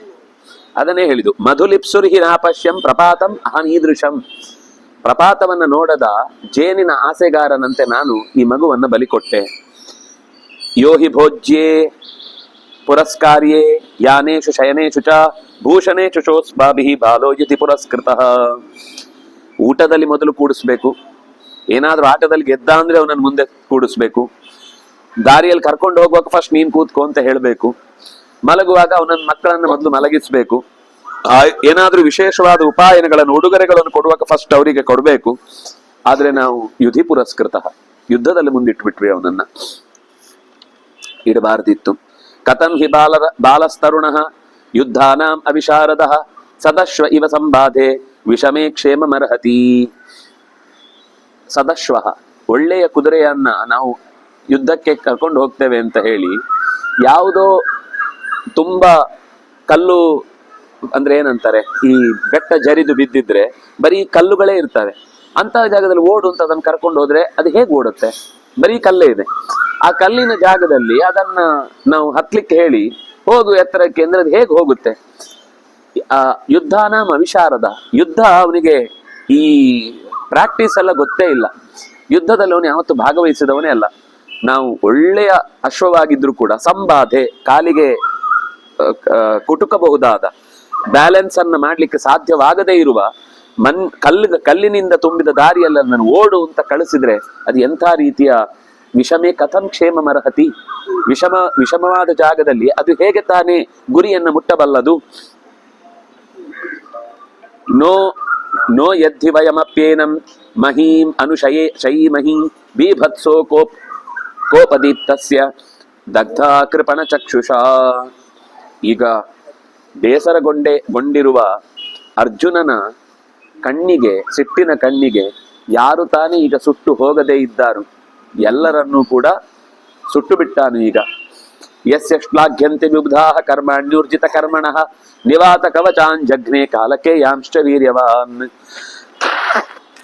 ಕಾಲಕೇಯರನ್ನು, ನಿವಾತ ಕವಚರನ್ನು, ಈಗ ಈ ಸಂಶಕ್ತಕರ ಗುಂಪನ್ನು ಕೂಡ ಅನಾಯಾಸವಾಗಿ ಗೆದ್ದು ಬಂದಂತಹ ಅರ್ಜುನ ನಮ್ಮನ್ನ ನಂಬಿ ಮಗುವನ್ನ ನಮ್ಮ ಕೈಯಲ್ಲಿ ಬಿಟ್ಟು ಹೋಗಿದ್ದ, ಅಭಿಮನ್ಯುವನ್ನ. ಈಗ ಅವನಿಗೆ ನಾವು ಕಣ್ಣಲ್ಲಿ ಕಣ್ಣಿಟ್ಟು ಹೇಗೆ ನಿನ್ನ ಮಗ ಸತ್ತಿದ್ದಾನೆ ಅನ್ನುವ ಸುದ್ದಿಯನ್ನು ಹೇಳುವುದು. ಪರೇಭ್ಯೋ ಅಪಿ ಅಭಯಾರ್ಥಿಭ್ಯ ಯೋ ದದಾತ್ಯಭಯಂ ವಿಭು ತಸ್ಯಾಸ್ಮಾಭಿಃ ನ ಶಕಿತಃ ತ್ರಾತುಂ ಅಪ್ಯಾತ್ಮಜೋ ಬಲಿ. ಎಲ್ಲರಿಗೆ ಅಭಯವನ್ನ ಕೊಡುವವನ ಮಗನಿಗೆ ನಾವು ಅಭಯ ಕೊಡ್ಲಿಕ್ಕಾಗ್ಲಿಲ್ಲ, ಅವನನ್ನು ಉಳಿಸಿಕೊಳ್ಳಿಕ್ಕಾಗ್ಲಿಲ್ಲ. ಭಯಂತು ಸಮಹತ್ ಪ್ರಾಪ್ತಂ ಧಾರ್ತರಾಷ್ಟ್ರಾನ್ ಮಹಾಬಲಾನ್ ಪಾರ್ಥ ಪುತ್ರವಧಾತ್ ಕ್ರುದ್ಧಃ ಕೌರವಾನ್ ಶೋಷಯಿಷ್ಯತಿ. ಈ ಘಟನೆಗೆ ಕಾರಣರಾದಂತಹ ಮಂದಿಯನ್ನ ಅರ್ಜುನನಿಗೆ ವಿಷಯ ಗೊತ್ತಾದ್ರೆ ಅವನ ಎದುರುಗಡೆ ಯಾರೂ ನಿಲ್ಲಿಕ್ ಸಾಧ್ಯ ಇಲ್ಲ. ನನಗೆ ದೊಡ್ಡ ಭಯ ಇರುವುದು, ಬಂದ ತಕ್ಷಣವೇ ಅವನು ಕೌರವರನ್ನು ಎಲ್ಲರನ್ನೂ ಹೋಗಿ ಒಂದೇ ಸರ್ತಿಗೆ ನಾಶ ಮಾಡಿದ್ರು ಮಾಡಿಯಾನು. ಕ್ಷುದ್ರ ಸಹಾಯಶ್ಚ ಸ್ವಪಕ್ಷ ಕ್ಷಯಕಾರಕಃ ವ್ಯಕ್ತಂ ದುರ್ಯೋಧನೋ ದೃಷ್ಟ್ವಾ ಶೋಚನ್ ಹಾಸ್ಯತಿ ಜೀವಿತಂ. ನನಗೆ ದುರ್ಯೋಧನನ ಈ ಎಡವಟ್ಟು ಕೆಲಸದಿಂದ ತನ್ನ ಸಾವಿಗೆ ತಾನೇ ಗುಂಡಿಯನ್ನ ತೋಡಿಕೊಂಡ ಹಾಗೆ ಅನ್ನಿಸ್ತಾ ಇದೆ. ಕ್ಷುದ್ರ ಸಹಾಯ, ಯುದ್ಧದಲ್ಲಿ ಯಾವತ್ತೂ ಕೂಡ ಪ್ರಾಮಾಣಿಕವಾದ ಯುದ್ಧ ಮಾಡುವವರ ಸಹಾಯ ತಗೊಳ್ಬೇಕು. ತಾನು ಆ ಕ್ಷುದ್ರವಾದ ಯುದ್ಧಕ್ಕೆ ಪ್ರಚೋದನೆಯನ್ನು ಕೊಟ್ಟದ್ದಷ್ಟೇ ಅಲ್ಲದೆ ಅಂಥದ್ದೇ ಮಂದಿಯನ್ನ ಸಹಾಯಕ್ಕೆ ಇಟ್ಟುಕೊಂಡು ಮಾಡಿದ ಈ ಯುದ್ಧದ ತಪ್ಪು ಕೆಲಸದಿಂದ ತನ್ನ ಸಾವಿಗೆ ತಾನೇ ಹೊಂಡೆ ತೋಡಿಕೊಂಡ ಅಂತ ಹೇಳ್ತಿದ್ದಾನೆ. ಈ ಮಾತು ನೆನಪಿರಲಿ ಮುಂದಕ್ಕೆ. ವ್ಯಕ್ತಂ ದುರ್ಯೋಧನೋ ದೃಷ್ಟ್ವಾ, ಅದರಿಂದಾಗಿ ನನಗೆ ಜೀವಿತಂ ಹಾಸ್ಯತಿ, ಸಾವನ್ನ ಅವನೇ ತಂದ್ಕೊಳ್ತಾನೆ. ನಮೇ ಜಯ ಪ್ರೀತಿಕರೋ ನ ರಾಜ್ಯಂ ನ ಚಾಮರತ್ವಂ ನ ಸುರೈ ಸ್ವಲೋಕತ ಇಮಂ ಸಮೀಕ್ಷಾ ಪ್ರತಿವೀರ್ಯವರು ಪೌರುಷಂ ನಿಪಾತಿತಂ ದೇವವರಾತ್ಮಜಾತ್ಮಜಂ. ದೇವವರಾತ್ಮಜ ಆತ್ಮಜಂ, ದೇವವರನಾದ ಇಂದ್ರನ ಮಗನಾದ ಅರ್ಜುನನ ಮಗನಾದ ಅಭಿಮನ್ಯುವನ್ನ ಕಳೆದುಕೊಂಡ ವ್ಯಥೆ ನನಗೆ ರಾಜ್ಯವನ್ನು, ಜಯವನ್ನು, ಅಮರತ್ವವನ್ನು ಅಥವಾ ಇಂದ್ರನ ಲೋಕದಲ್ಲಿ ಸ್ವಲ್ಪ ಹೊತ್ತು ವಾಸವನ್ನು ಯಾವುದನ್ನು ಕೂಡ ನನಗೆ ಬೇಕು ಅಂತ ಮನಸ್ಸು ಈಗ ಬಯಸ್ತಾ ಇಲ್ಲ. ನನಗೇನು ಬೇಡ ಅಂತ ಆಗ್ತಾ ಇದೆ. ನಾನೆಲ್ಲ ಬಿಟ್ಟುಬಿಡ್ತೇನೆ, ಇನ್ನೇನು ಬೇಕಾಗಿಲ್ಲ ನನಗೆ. ಅಪ್ರತಿವೀರ್ಯ ಪೌರುಷವುಳ್ಳಂತಹ ಅಭಿಮನ್ಯುವಿನ ಈ ಬೀಳುವಿಕೆ ನನಗೆ ಬದುಕಿನ ಎಲ್ಲ ಆಸೆಗಳನ್ನು ಕೂಡ ಕಮರುವಂತೆ ಮಾಡಿತು. ಹೀಗೆ ಹೇಳುವಲ್ಲಿಗೆ 51ನೇ ಅಧ್ಯಾಯ ಮುಕ್ತಾಯ ಆಗುತ್ತೆ. 52ನೇ ಅಧ್ಯಾಯದಲ್ಲಿ ಸಂಜಯ ಕುಂತಿಪುತ್ರನಾದಂತಹ ಯುಧಿಷ್ಠಿರ ಈ ಪ್ರಶ್ನೆಯನ್ನ, ಅಂದ್ರೆ ಈ ವ್ಯಥೆಯನ್ನ ತಾಳ್ತಾ ಒಂದು ರೀತಿ ಪೂರ್ತಿ ತನ್ನನ್ನೇ ತಾನು ಕಳೆದುಕೊಂಡ ಅನ್ನುವ ಸ್ಥಿತಿಗೆ ಬಂದಾಗ ಕೃಷ್ಣದ್ವೈಪಾಯನಸ್ತತ್ರ ಆ ಜಗಾವ ಮಹಾನ್ ಋಷಿ. ಕೃಷ್ಣದ್ವೈಪಾಯನ ವ್ಯಾಸರು ತಕ್ಷಣವೇ ಅಲ್ಲಿ ಬಂದ್ರು. ಯಾವಾಗ್ಲೂ ಹಾಗೆ ಅವರು ತುಂಬಾ ಮನಸ್ಸು ವಿಕ್ಷೋಭೆಗೊಂಡು ಅಪಾಯದ ಪರಿಸ್ಥಿತಿಯಲ್ಲಿ ಇದ್ದೇವೆ ಅಂತ ಅಂದಾಗ ವ್ಯಾಸರು ಬರ್ತಾರೆ. ಅಂದ್ರೆ ನಮ್ಗೆ ಏನೇ ಜೀವನದ ದುರ್ದಶೆ ಉಂಟಾದಾಗ ನಾವು ಪ್ರಶ್ನೆಗೆ ಉತ್ತರವನ್ನ ಎಲ್ಲೆಲ್ಲೋ ಹುಡುಕಿದ್ರೆ ಸಿಗುದಿಲ್ಲ. ವ್ಯಾಸರ ಮಾತುಗಳಿಗೆ ಶರಣಾದ್ರೆ ನಮ್ಗೆ ಸರಿಯಾದ ಉತ್ತರ ಸಿಗುತ್ತೆ ಅನ್ನೋದನ್ನ ಅದು ತೋರಿಸಿದ್ದು. ಒಂದೋ ಮಹಾಭಾರತ, ಒಂದೋ ಪುರಾಣ, ಒಂದೋ ಬ್ರಹ್ಮಸೂತ್ರ. ಬ್ರಹ್ಮಸೂತ್ರವು ಕೂಡ ವೇದದ ಸಮಸ್ಯೆಗಳು ಬಂದಾಗ ಬ್ರಹ್ಮಸೂತ್ರಕ್ಕೆ, ಜೀವನದ ಸಮಸ್ಯೆಗಳು ಬಂದಾಗ ಪುರಾಣ ಅಥವಾ ಮಹಾಭಾರತಕ್ಕೆ ನಾವು ಶರಣಾದ್ರೆ ದೇಶದ ಸಮಸ್ತ ಪ್ರಶ್ನೆಗಳಿಗೂ ಅಥವಾ ಸಮಸ್ತ ಅವ್ಯವಸ್ಥೆಗಳಿಗೂ ಕೂಡ. ನಾನು ಹೇಳ್ತಾ ಇರೋದು ಈ ನಟ್ಟು ಬೋಲ್ಟ್ ಲೂಸ್ ಆಗಿದೆ ಇದಕ್ಕೇನು ಅಂದ್ರೆ ಅದಕ್ಕೆ ಮಹಾಭಾರತ ನೋಡಿ ಇದನ್ನ ಯಾವ ಸ್ಕ್ರೂ ಡ್ರೈವರ್ ಇಟ್ಕೊಂಡು ಮಾಡ್ಬೇಕು ಅಂತ ಆ ಪ್ರಶ್ನೆಗೆ ಉತ್ತರ ಅಲ್ಲ. ಯಾವುದು ಸಾರ್ವಕಾಲಿಕವಾಗಿ ಬಾಧಿಸಿ ಮನುಷ್ಯನ ಏಳಿಗೆಗೆ ಅಪಾಯವನ್ನು ಒಡ್ಡುತ್ತೋ ಅಂತಹ ಜಿಜ್ಞಾಸೆಗಳು ಬಂದಾಗ ನಮಗೆ ಉತ್ತರವನ್ನ ಮಹಾಭಾರತದಂತಹ ವ್ಯಾಸರ ಮಾತುಗಳು ನಮಗೆ ಕೊಡುತ್ತೆ ಅನ್ನೋದನ್ನ ಸೂಚಿಸುವಂತೆ ಈ ಪ್ರಕರಣ ಎದುರಾಗುತ್ತೆ. ಅದ ದೃಷ್ಟ್ವಾ ಮಹಾತ್ಮಾನಂ ಪಾಂಡುಪುತ್ರೋ ಯುಧಿಷ್ಠಿರಃ ಯುಕ್ತಾಸನೋ ದೀನಮನಾಹ ಪೂಜಾಂ ಚಕ್ರೇ ಮಹಾತ್ಮನಃ. ಅವರನ್ನು ನೋಡಿದ ತಕ್ಷಣ ಯುಧಿಷ್ಠಿರ ಎದ್ದು ನಿಂತ, ಆಸನವನ್ನು ಅವರಿಗೆ ಬಿಟ್ಟುಕೊಟ್ಟ, ಅವರಿಗೆ ಯೋಗ್ಯವಾದ ಆಸನದಲ್ಲಿ ಕೂಡಿಸಿದ. ಆದ್ರೆ ಮನಸ್ಸು ತುಂಬಾ ಬೇಸರವೇ ಇತ್ತು. ಹಪ್ಪೆ ಮೊರೆ ಹಾಕೊಂಡು ಪೂಜೆಯಾಮಾಸ. ಏನು ಅದ್ರಲ್ಲಿ ಒಂದು ಖುಷಿ ಇಲ್ಲ. ಮಾಡ್ಬೇಕು ಅನ್ನೋ ಕರ್ತವ್ಯ ಪ್ರಜ್ಞೆ ಇದೆ, ಅವರ ಮೇಲೆ ಗೌರವ ಇದೆ, ಆದ್ರೆ ತನ್ನ ದುಃಖವನ್ನ ತಡ್ಕೊಳ್ಳಿಕ್ಕಾಗದೆ ತಪ್ಪೆ ಮೋರೆಯಿಂದ ಅವರ ಸೇವೆ ಮಾಡಿದ.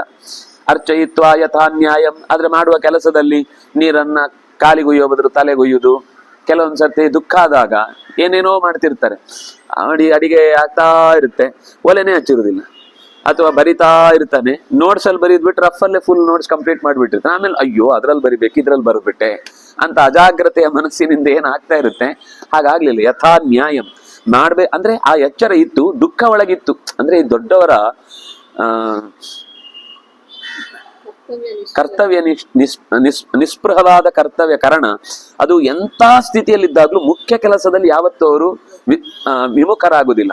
ಆ ಕೆಲಸವನ್ನು ಮಾಡಿಕೊಳ್ಳುವ ವಿಷಯದಲ್ಲಿ ಎಂದು ಹಿಂದೇಟು ಹಾಕುವುದಿಲ್ಲ ಅನ್ನೋದನ್ನ ಸೂಚಿಸುವ ಹಾಗೆ ಗೋವಿಂದಾಚಾರ್ಯರ ಒಂದು ಜೀವನದ ಪ್ರಸಂಗದಲ್ಲಿ ಅವರನ್ನ ಯಾವುದೋ ಒಂದು ಅವ್ಯವಸ್ಥೆಯಲ್ಲಿ ಸಭೆಯಲ್ಲಿ ಅವಮಾನ ಆಯಿತು, ಅವ್ರ ಬಗ್ಗೆ ಪುಸ್ತಕಗಳು ಬಂದು, ಆಡಿಯೋಗಳು ಬಂದು, ಎಲ್ಲರೂ ಅವರನ್ನ ಒಂಥರ ತಪ್ಪು ಅವ್ರು ಮಾಡಿದ್ದು, ಅಂದ್ರೆ ಆ ಮಾತು ಹಾಗಿತ್ತು, ಆ ವಾಕ್ಯಗಳು ಹಾಗಿತ್ತು. ಆಗ ನಮ್ಗೆಲ್ಲ ತುಂಬಾ ಬೇಸರ ಆಯ್ತು. ಅವ್ರ ಹತ್ರ ಹೋದ್ರೆ ಅವ್ರ ಆರಾಮಾಗಿ ಯಾವುದೋ ಪುರಾಣದ ಪುಸ್ತಕ ತೆಗೆದು ಅವ್ರ ಪಾಡಿಗೆ ಇಷ್ಟು ಗೊತ್ತಿದೆ. ಈಗ ಗೊತ್ತಿಲ್ಲದೆ ಕೆಲವೊಂದ್ಸರ್ತಿ ಹಾಗಿರೋದು ಬೇರೆ, ಇಷ್ಟೂ ವಿಷಯ ಗೊತ್ತಿದೆ, ಆದ್ರೆ ಅವರು ನಂಗೆ ಆ ಪುಸ್ತಕ ತಂದು ಕೊಡು ಅಂತ ಕರೆದು ನಾನು ಆ ಪುಸ್ತಕ ಹೋಗಿ ತಂದು ಕೊಟ್ರೆ ನಮ್ಗೆ ಅವ್ರ ಹತ್ರ ಮಾತಾಡಿಸಿ ಇದ್ರ ಬಗ್ಗೆ ಚರ್ಚೆ ಮಾಡ್ಬೇಕು ಅಂತ ಯೋಚನೆ. ಆದ್ರೆ ಅವರು ಆ ವಿಷಯಕ್ಕೆ ತಲೆನೇ ಹಾಕೊಳ್ಳಿಲ್ಲ. ಆಮೇಲೆ ಯಾವುದೋ ಒಂದು ಮಧ್ವನವಮಿಯ ಆರಾಧನೆಯ ಸಂದರ್ಭ, ಅದಾಗ್ಲೇ ನಡೆದು ಒಂದ್ ಸ್ವಲ್ಪ ದಿವಸ ಆಗಿತ್ತು. ನಾವು ಅಂದ್ರೆ ಎಲ್ಲರೂ ಒಟ್ಟು ಸೇರಿದ್ವಿ, ಹೋಗಿ ಹೀಗೆ ಕೇಳಿದ್ವಿ, ಇದಕ್ಕೇನಾದ್ರೂ ಒಂದು ತಪ್ಪಿಗೆ ಪ್ರತ್ಯುತ್ತರ ಕೊಡ್ಬೇಕು, ಏನ್ ಮಾಡ್ಬೇಕು ಅಂದ್ರೆ ಅವ್ರ ಇಡೀ ಜೀವನದಲ್ಲಿ ಮಧ್ವನವಮಿ ಅನ್ನೋದು ಯಾವತ್ತೂ ಬಿಡ್ಲಿಲ್ಲ. ಯಾವುದು ಏನದು ಋಷಿಕೇಶ ತೀರ್ಥರ ತಾಡವಾಲ ಗ್ರಂಥ ಕಳೆದು ಹೋದ ಕೆಲವು ದಿವಸಗಳಲ್ಲಿ ಅವರಿಗೆ ಒಂಥರ ಬೇಸರದಿಂದಾಗಿ ಮಾಡ್ಲಿಲ್ಲ. ಅದು ಯಾಕೆ ಮಾಡ್ಲಿಲ್ಲ ಅಂದ್ರೆ ನಂಗೆ ಸಿಗಬೇಕು ಅಂತ. ನೀವು ನಮ್ಮ ಮನೆಯಲ್ಲಿ ಇಟ್ಟಿರುವ ಸನ್ನಿಧಾನವನ್ನು ಎಲ್ಲೋ ದೂರಕ್ಕೆ ಹಾಕಿ ನಿಮ್ಮನ್ನ ನಾನು ಪ್ರತಿಮೆಯಲ್ಲಿ ಆರಾಧನೆ ಮಾಡುವುದು ಏನರ್ಥ? ನನ್ನ ಆರಾಧನೆ ಪ್ರತಿಮೆಯಲ್ಲ, ನನ್ನ ಅಧ್ಯಯನದಲ್ಲಿ ನಾನು ಮ್ಯಾನುಸ್ಕ್ರಿಪ್ಟ್ ಅನ್ನ ತರ್ಜುಮೆ ಮಾಡಿ ಮತ್ತೆ ಮೂಲ ರೂಪಕ್ಕೆ ತರುವುದರಲ್ಲಿ. ಅಲ್ಲಿ ತಪ್ಪಿ ಹೋದ್ಮೇಲೆ ಇಲ್ಲಿ ಆರಾಧನೆ ಮಾಡೋದ್ರಲ್ಲಿ ಏನಂತ, ನಂಗೆ ಅದು ಸಿಕ್ಕಿದ್ರೆ ಇದು ಮಾಡ್ತೇನೆ ಅಂತ.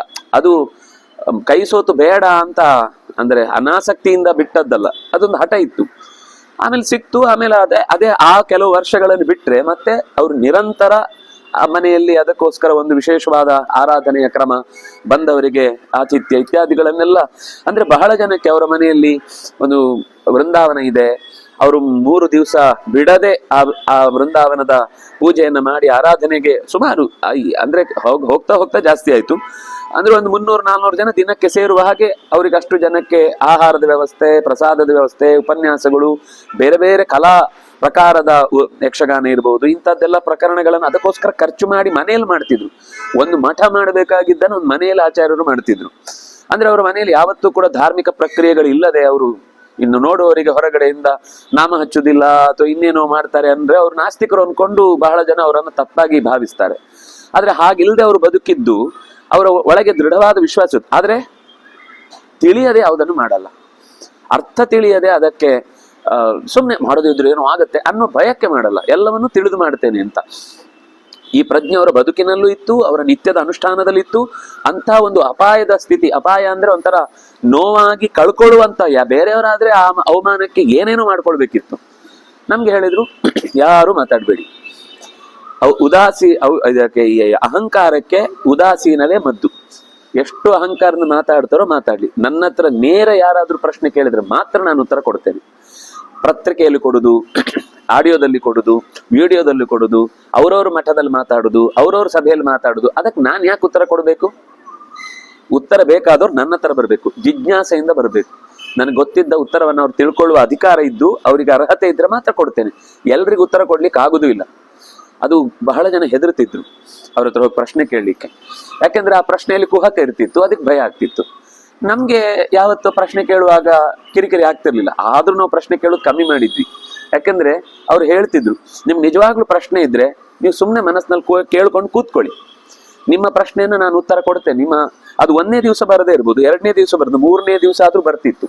ಇದು ನಾನು 100 ಬಾರಿ ಅನುಭವಿಸಿದ ವಿಷಯ. ಮೊದಲು ತುಂಬಾ ಪ್ರಶ್ನೆ ಕೇಳ್ತಿದ್ವಿ. ಆಮೇಲೆ ಆ ಪ್ರಶ್ನೆ ಈಗ ಉಪನ್ಯಾಸ ಕೇಳಿ ಹೋದ್ಮೇಲೆ ಕೆಲವು ಡೌಟ್, ರಾತ್ರಿ ಎಲ್ಲ ಚಿಂತನೆ ಆಗ್ತಿತ್ತು, ಬೆಳಿಗ್ಗೆ ಮತ್ತೆ ಯೋಚನೆ ಬರ್ತಿತ್ತು, ಪಾಠದಲ್ಲಿ ಮತ್ತೆ ಬರ್ತಿತ್ತು, ಎಲ್ಲೋ ಬರ್ತಿತ್ತು. ಬಂದು ಉಪನ್ಯಾಸಕ್ಕೆ ಕೂತ್ರೆ ನಮ್ಮನ್ನೇ ಅಡ್ರೆಸ್ ಮಾಡಿ ನಮ್ಮ ಪ್ರಶ್ನೆಗೆ ಉತ್ತರ ಕೊಡ್ತಾ ಇದ್ದೇವೆ ಅಂತ ಅನ್ನೋ ರೀತಿ ಒಂದ್ಸರ್ತಿ ಎದುರುಗಡೆ ಕೂತಿದ್ರೆ ಅಂತೂ ಕಣ್ಣು ಹಾಯಿಸಿ ಕಣ್ಣೊಂದ್ಸರ್ತಿ ಮಲೆತು ನೋಡುವುದು ಅನ್ನುವ ಹಾಗೆ ನೋಡಿ ಉತ್ತರ ಕೊಟ್ಟು ಮುಂದುವರಿಸ್ತಿದ್ರು. ಅಂದ್ರೆ ನಮಗೆ ಆ ತಾದಾತ್ಮ್ಯ ಇದ್ರೆ, ಆ ಪ್ರಶ್ನೆಗೆ ಉತ್ತರ ಬೇಕು ಅನ್ನುವ ತಾದಾತ್ಮ್ಯ ಇದ್ರೆ, ಅವ್ರು ನಾನನ್ನುವುದು ಈಗ ಅವ್ರಿಲ್ಲ ನಮ್ ಪ್ರಶ್ನೆಗೆ ಉತ್ತರ ಸಿಗಲ್ಲ ಅಲ್ಲ, ಈಗಲೂ ನಮ್ಗೆ ಪ್ರಶ್ನೆ ಇದ್ರೆ ಉತ್ತರ ಬೇಕು ಅಂತಿದ್ರೆ ಅವರ ಉಪನ್ಯಾಸದ ಮಾಲಿಕೆಗಳನ್ನು ಹಾಕೊಂಡು ಕೂತ್ರೆ ನಮ್ಮ ಪ್ರಶ್ನೆಗಳು ಉತ್ತರ ಸಿಗುತ್ತೆ. ಅಷ್ಟು ಅವರ ಆ ತಪಸ್ಸು ಅನ್ನೋದು ಅವರ ಮಾತಿನಲ್ಲಿ ಇವತ್ತಿಗೂ ಹಾಗೇ ತುಂಬಿಕೊಂಡಿದೆ.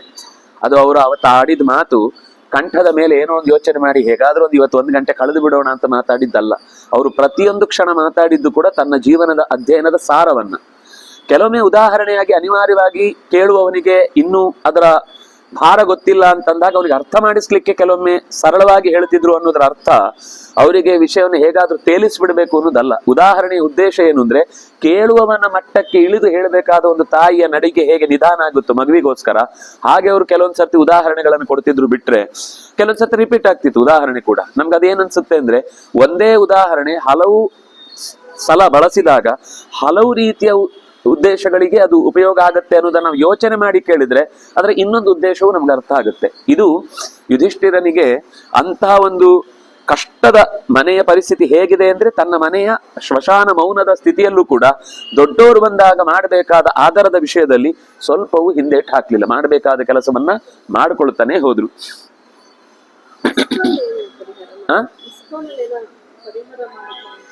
ಏನ್ ಪರಿಹಾರ? ಅದ ಅಲ್ಲಿ ಅದೇನೋ ಒಂದು ನಡಿ ಅಂದ್ರೆ ನಮ್ಮ ವ್ಯವಸ್ಥೆ ಮೂಲದ್ದು ಅವರ ವ್ಯವಸ್ಥೆ ಮೂಲದ್ದು ಅಂತ ಏನೋ ಶುರುವಾಗಿತ್ತು. ಅದನ್ನ ಮಾತುಕತೆ ಮಾಡಿ ಧರ್ಮದ ಕೆಲಸಕ್ಕೆ ಒಟ್ಟಿರ್ಬೇಕು ಹೊರತು ನೀವು ಈ ರೀತಿ ನಮ್ಮ ಅಧಿಕಾರ ನಿಮ್ಮ ಅಧಿಕಾರ ಅಂತ ಕೂತ್ರೆ ಜನ ಇದನ್ನು ದುರುಪಯೋಗ ಪಡಿಸ್ಕೊಳ್ತಾರೆ ಅಂತ ಹಿಂದಿನ ಡಾಕ್ಯುಮೆಂಟ್ಸ್ ಗಳನ್ನೆಲ್ಲ ತರಿಸಿ ಎಷ್ಟು ಪರಸ್ಪರ ಕೊಡುಕೊಳ್ಳುವಿಕೆ ಇದೆ ಅಂದ್ರೆ, ಅದು ಒಂದು ಮುಂಬೈ ಭಾಗ, ಒಂದು ಬೆಂಗಳೂರಿನ ಭಾಗ ಅಂತ ಹೀಗೆ. ಅಂದ್ರೆ ಇಲ್ಲಿ ವಸ್ತುತಃ ಅವರ ಸಹಕಾರ ಇಲ್ಲದೇನೆ ಒಂದು ಪ್ರತ್ಯೇಕ ಶುರುವಾಗಿ ಇಲ್ಲಿ ಬೆಳೆದ ಮೇಲೆ ಅದು ನಮ್ದೆ ಅಂತ ಹಾಗೇನೋ ಒಂದು ವಾದ ಇತ್ತು. ನನಗೆ ಅದರ ಪೂರ್ತಿ ಒಳಗಿನ ವಿವರ ಗೊತ್ತಿಲ್ಲ. ಆದ್ರೆ ಆಚಾರ್ಯರ ಹತ್ರ ಮಾತಾಡಿ ಕೊನೆಗೆ ಅದೆಲ್ಲ ಸಾಲ್ವ್ ಆಯ್ತು ಅಂತ ಅವರೇ ಹೇಳಿದ ಮಾತು. ಇದು ಅವರು ಬಾಯಿ ಬಿಟ್ಟು ಹೇಳಿದ್ಮೇಲೆ ಗೊತ್ತಾಗುತ್ತೆ. ಇಂಥದ್ದು ಎಷ್ಟೋ ಸಂದರ್ಭಗಳನ್ನ ಆಚಾರ್ಯರು ಚೆನ್ನಾಗಿ ನಿರ್ವಾಹ ಮಾಡಿ ಆ ಸಮಸ್ಯೆಗಳಿಗೆ ಉತ್ತರವನ್ನು ಕೊಟ್ಟಿದ್ದಾರೆ. ನಮ್ಮ ಸ್ವಾಮಿಗಳಂತೂ ಇಂಥ ಪ್ರಸಂಗ ಬಂದಾಗ ವಿಶೇಷ ತೀರ್ಥರು ಗೋವಿಂದಾಚಾರ್ಯ ಹತ್ರ ಹೋಗಿ ಕಳಿಸ್ಬಿಡ್ತಿದ್ರು. ಅಂದ್ರೆ ಅವರು ಬಿಸಿ ಎಲ್ಲೋ ಪ್ರಯಾಣ ಗಿಯಾಣ ಎಲ್ಲ ಇರ್ತಿದ್ರು. ಮತ್ತೆ ಎಷ್ಟು ಧೈರ್ಯ ಅಂದ್ರೆ, ನಾನು ಏನ್ ಹೇಳ್ಬೇಕು ಅಂತ ಅನ್ಕೊಂಡಿದ್ರೆ ನಾನು ಅವ್ರು ಹೇಳ್ತಾರೆ ಅಂತ ಅನ್ನೋ ವಿಶ್ವಾಸ. ಅದನ್ನ ಅವರು ಎಷ್ಟೋ ಸರ್ತಿ ಹೇಳಿದ್ದಾರೆ ಕೂಡ ನಮ್ಮ ಹತ್ರನು. ದೊಡ್ಡವರಲ್ಲಿ ಒಳಗೊಳಗೆ ಒಳ್ಳೆ ಕನೆಕ್ಷನ್ ಇರುತ್ತೆ. ನಾವು ಹೊರಗಿನಿಂದ ನಿಂತು ಯೋಚನೆ ಮಾಡೋರು ಮಾತ್ರ ಅವ್ರು ಕಂಡ್ರೆ ಅವ್ರಿಗೆ ಆಗಲ್ಲ, ಇವ್ರನ್ನ ಕಂಡ್ರೆ ಇವ್ರಿಗೆ ಆಗಲ್ಲ ಅಂತ ಅವ್ರ ಶಿಷ್ಯರೇ ಕಿತ್ತಾಡ್ಕೊಂಡು ಪರಸ್ಪರ ಜಗಳ ಆಡ್ಕೊಂಡು ಇನ್ನಷ್ಟು ಸಮಾಜದಲ್ಲಿ ಹಾನಿ ಉಂಟು ಮಾಡ್ತಾರೆ ಅಷ್ಟೇ. ಅವರು ಹೆಸರ ಹೇಳಿದ್ರು ಒಂದ್ಸಲ, 70 ವರ್ಷ ನಾವು ಒಟ್ಟಿಗಿದ್ವಿ, ನಾವು ಜಗಳ ಆಡೋದು ಇನ್ಯಾರು ಜಗಳ ಆಡೋದು, ನಾವು ಬೇಕಾದ ಜಗಳ ಮಾಡ್ತೀವಿ, ನೀನ್ ಯಾಕೆ ಅದನ್ನ ಚರ್ಚೆ ಮಾಡ್ತೀವಿ ನಮ್ಗೆ ಬೈದಿದ್ರು ಒಂದ್ಸಲ. ಅವ್ರೇನೋ ಒಂದು ಬೈದ್ರು, ಅದನ್ನ ಇಟ್ಕೊಂಡು ವಾಪಸ್ ಅವ್ರ ಹತ್ರ ಅವ್ರು ಹಾಗೆ ಅಂತ ಬೈದ್ ಬಿಟ್ರು ಪೇಜಾರ ಸ್ವಾಮಿಗಳ ಬಗ್ಗೆ. ಅವ್ರು ಹಾಗೆ ಮಾಡ್ತಾರೆ. ಈಗ ನಿಮ್ಗೇನ್ ಗೊತ್ತು ಅವ್ರ ಬಗ್ಗೆ? ನನ್ನ ಮಾತು ಕೇಳ್ಕೊಂಡು ನೀವು ಮಾತಾಡ್ತಿದ್ದೀರಾ? ನನಗೂ ಅವರಿಗೂ 70 ವರ್ಷದ ಜಗಳ ಇದೆ. ನಾವು ಯಾವ ಜಗಳ ಆಡ್ತೀವೋ ನಮ್ಗೆ ಬೇಕಾದ ವಿಷಯಕ್ಕೆ ಸೇರಿಸ್ಕೊಳ್ತೀವಿ. ನಿಮ್ಗೆ ಅದನ್ನ ಮಾತಾಡೋ ಅರ್ಹತೆಯೂ ಇಲ್ಲ, ಅಧಿಕಾರವೂ ಇಲ್ಲ. ನೀವು ಅದ್ರ ವಿಷಯದಲ್ಲಿ ಮಾತಾಡಬಾರ್ದು ಅಂತ ಹೇಳಿ ಬಾಯ್ ಬಿಚ್ಚಿದ್ರು ಒಂದ್ ಸ್ವಲ್ಪ. ಅಂದ್ರೆ ಪರ್ಸನಲ್ ಹಿಂಗೆ ಟಾಕ್ ಮಾಡುವಾಗ ಏನೋ ಒಂದು ಲೂಸ್ ಟಾಕ್ ಬಂದ್ಬಿಡ್ತು, ತಕ್ಷಣ ಬೈದಿದ್ರು. ಅಂದ್ರೆ ಇದು ಸ್ವಾಮಿಗಳು ಹಾಗೆ ಇದ್ರು ಈ ವಿಷಯದಲ್ಲಿ. ನಾನು ಒಂದ್ಸರ್ತಿ ಅವ್ರ ಹತ್ರ ಪರ್ಮಿಷನ್ ಕೇಳಿ ಪಾಠಕ್ಕೆ ಬಂದಿದ್ದೆ. ಆ ಪರ್ಮಿಷನ್ ದಿನಕ್ಕಿಂತ 2 ದಿವಸ ಜಾಸ್ತಿ ಆಯ್ತು ಪಾಠ. ಆಗ ಆಚಾರ್ಯ ತಕ್ಷಣ ಹೇಳಿದ್ರು, ನೀನ್ ಕೇಳಿದ 10 ದಿವಸಕ್ಕಲ್ವಾ, ವಾಪಸ್ ಹೋಗು. ಅವರ ಅಂದ್ರೆ ಅವರು ಸಂಚಾರಕ್ಕೆ ಕರ್ಕೊಂಡು ಹೋದ್ರು. ಅವರ ಪಾಠದ ವ್ಯವಸ್ಥೆಯ ಮಧ್ಯದಲ್ಲಿ ನೀನು ಮತ್ತೆ 2 ದಿವಸ ಎಕ್ಸ್ಟೆಂಡ್ ಮಾಡೋದು ಬೇಡ, ಹೋಗು ವಾಪಸ್ಸು ಅಂತ. ಆದ್ರೂ ನಾನು ಫೋನ್ ಮಾಡಿ ಕೇಳಿದೆ ಸ್ವಾಮಿಗಳ ಹತ್ರ, ಹೀಗೆ 2 ದಿವಸ ಎಕ್ಸ್ಟೆಂಡ್ ಆಗಿದೆ, ಏನ್ ಮಾಡೋದು? ಅಯ್ಯೋ ನೀನು ಹೋಗು, ವೇದ ಅಧ್ಯಯನಕ್ಕೆ ಯಾರು ಕೂಡ ಅಂತ ಒಬ್ಬ ವ್ಯಕ್ತಿ ಸಿಗುದಿಲ್ಲ, ಶಾಸ್ತ್ರಾಧ್ಯಯನವನ್ನು ಸರಿಯಾಗಿ ನಮ್ಗೆ ಹೇಳೋರಿಲ್ಲ. ನೀನ್ ಆಮೇಲೆ ಬಂದ್ರೆ ನಿನ್ ಮತ್ತೆ ನಾನು ಚಿಂತನೆ ಹೇಳ್ತೇನೆ, ಮುಂದಿನ ಪಾಠದ ನಾನು ಇಲ್ಲಿ ಪಾಠ ಮಾಡ್ತೇನೆ, ನೀನು ಹೋಗು ಅಂತ ಹೇಳಿ. ಅಂದ್ರೆ ಇದು ಅವರಿಬ್ಬರ ನಡುವೆ ಇದ್ದ ಸಂಬಂಧ. ಇದನ್ನು ಅನುಭವಿಸಿದವ್ರಿಗೆ ಮಾತ್ರ ಗೊತ್ತು. ದೂರದಲ್ಲಿ ನಿಂತ್ಕೊಂಡು ಅದು ಸರಿ ಇಲ್ಲ ಇದು ಸರಿ ಇಲ್ಲ ಅಂತ ಬೈಯೋರಿಗೆ ನಾನನ್ನೋದು ಅವ್ರಿಬ್ರಿಂದನೂ ಕಳ್ಕೊಳ್ತಾರೆ. ಇವರನ್ನ ಸಪೋರ್ಟ್ ಮಾಡಿ ಅವ್ರನ್ನ ಬೈಯೋರು ಕಳ್ಕೊಳ್ತಾರೆ, ಅವ್ರನ್ನ ಸಪೋರ್ಟ್ ಮಾಡಿ ಇವರನ್ನ ಬೈಯೋರು ಕಳ್ಕೊಳ್ತಾರೆ. ಯಾಕಂದ್ರೆ ಅವ್ರಿಬ್ಬರ ಗುರಿ ಒಂದೇ ಅಲ್ವಾ.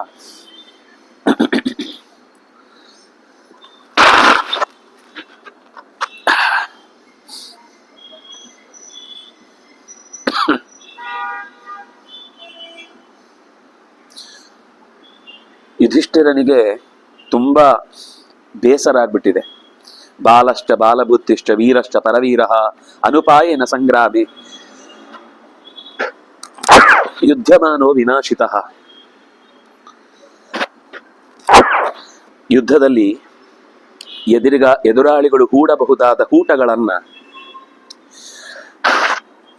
ಹೂಟ ಅಂದ್ರೆ ಸಂಚು, ಸಂಚನ್ನ ಅರ್ಥ ಮಾಡಿಕೊಳ್ಳುವಷ್ಟು ಅವನಲ್ಲಿ ಅನುಭವ ಇರಲಿಲ್ಲ.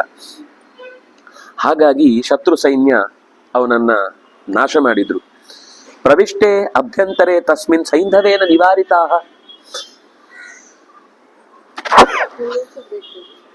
ಇರ್ಲಿ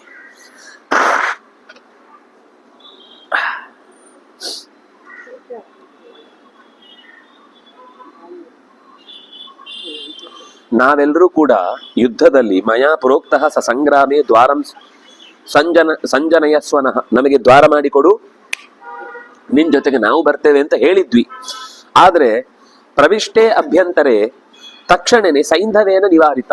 ಸೈಂಧವ ಅಂದ್ರೆ ಜಯದ್ರಥ, ಸಿಂಧು ದೇಶದವನು. ಅವನು ನಮ್ಮನ್ನ ನಿರಾಕರಿಸಿಬಿಟ್ಟ, ಒಬ್ಬನೇ ಹೋಗುವ ಹಾಗಾಯ್ತು. ನನು ನಾಮ ಸಮಂ ಯುದ್ಧಂ ಏಷ್ಟವ್ಯಂ ಯುದ್ಧ ಜೀವಿಭಿ ಇದಂ ಚೈವ ಅಸಮಂ ಯುದ್ಧಂ ಈದೃಶಂ ಯತ್ಕೃತಂ ಪರೈಹಿ. ಎಲ್ಲರ ಜೊತೆಗೆ ಹೋರಾಡಬೇಕಿದ್ದಂತಹ ಯುದ್ಧವನ್ನ ಒಬ್ಬನ ಜೊತೆಗೆ ಹೋರಾಡುವ ಹಾಗೆ ಪರಿವರ್ತಿಸಿ, ಯುದ್ಧದ ಸ್ವರೂಪವನ್ನೇ ಬದಲಿಸಿ ಶತ್ರುಗಳು ನಮ್ಮನ್ನ ಮೋಸಕ್ಕೆ ಈಡು ಮಾಡಿದ್ರು. ನನಗೀಗ್ಲೂ ಶಮಂ ನೈವಾಧಿಗಚ್ಛಾಮಿ, ಯಾಕೋ ಮನಸ್ಸು ಶಾಂತ ಆಗ್ತಾನೆ ಇಲ್ಲ. ಎದೆಯಲ್ಲಿ ಇನ್ನೂ ಕೂಡ ಆ ಹುಡುಗನ ಪರಿಸ್ಥಿತಿ ಹೇಗಿತ್ತು ಆ ಯುದ್ಧದ ಮಧ್ಯದಲ್ಲಿ. ಯಾರು ನನ್ನ ಜೊತೆಗಿಲ್ಲ. ಈಗ ಯಾರಾದ್ರೂ ಒಬ್ರು ನಮ್ಗೆ ಸಹಾಯ ಮಾಡಿದ್ರು, ನಮ್ಮ ಒಟ್ಟಿಗೆ ಒಬ್ರು ಬಂದವರು ಅಲ್ಲಿ ಇದ್ದಾರೆ ಅಂತ ಗೊತ್ತಾದ್ರೆ ಒಂಚೂರು ಧೈರ್ಯ ಇರುತ್ತೆ, ಏನಾದ್ರೂ ಆದ್ರೂ ಅವ್ರು ಬರ್ತಾರೆ ಅಂತ. ಇದು ಇಲ್ಲಿ ಗೊತ್ತಾಗುದು, ಇಲ್ಲಿ ಅವ್ರನ್ನ ನೋಡಿದ್ರೆ ಸಿಟ್ಟು ಮಾಡ್ಕೊಂಡು ಹೋಗ್ತಾರೆ. ಇಬ್ಬರನ್ನು ತಗೊಂಡೋಗಿ ಪಾಕಿಸ್ತಾನದಲ್ಲಿ ಬಿಡ್ಬೇಕು ಒಂದ್ಸರ್ತಿ. ಈ ಕಿತ್ತಾಡ್ತಾ ಇರ್ತಾರಲ್ಲ ಅವರನ್ನ ಇಬ್ಬರನ್ನು ಅಲ್ಲಿ ಬಿಟ್ಟು ಬರ್ಬೇಕು. ಆಗ ಅವ್ರಿಬ್ರು ಬಹಳ ಬೇಗ ಮಿತ್ರರಾಗ್ಬಿಡ್ತಾರೆ. ಯಾಕಂದ್ರೆ ಆಗ ಗೊತ್ತಾಗುತ್ತೆ ನಮ್ಗೆ ರಕ್ಷಣೆಗೆ ಇವರಿಗಿಂತ ಭಯಾನಕವಾದವ್ರು ಬೇರೆಯವರು ಇದ್ದಾರೆ, ಆಗ ನಾವು ರಕ್ಷಣೆಗೆ ಪರಸ್ಪರ ಒಟ್ಟಿಗೆ ಇರಬೇಕು ಅನ್ನೋದು ಅರ್ಥ ಆಗುತ್ತೆ. ಅಂದ್ರೆ ಪಾಕಿಸ್ತಾನ ಅಂತ ನಾನು ಸುಮ್ನೆ ಒಂದು ಉದಾಹರಣೆ ಕೊಟ್ಟದ್ದು. ಇಲ್ಲಿ ತಮಿಳು ಕನ್ನಡ ಅಂತ ಬಡಿತಾ ಇರ್ತಾರೆ, ಅಲ್ಲಿ ಅವ್ರಿಬ್ರು ಪಕ್ಕದಲ್ಲಿ ಭಾರಿ ಅರ್ಥ ಆಗದೆ ಇರಿದ್ರು ಇವನ್ ತಮಿಳು ಕಲಿತಾನೆ, ಅರ್ಥ ಆಗದಿರೋ ಅವ್ನು ಕನ್ನಡ ಕಲಿತಾನೆ. ಹುಚ್ಚುಗಳು.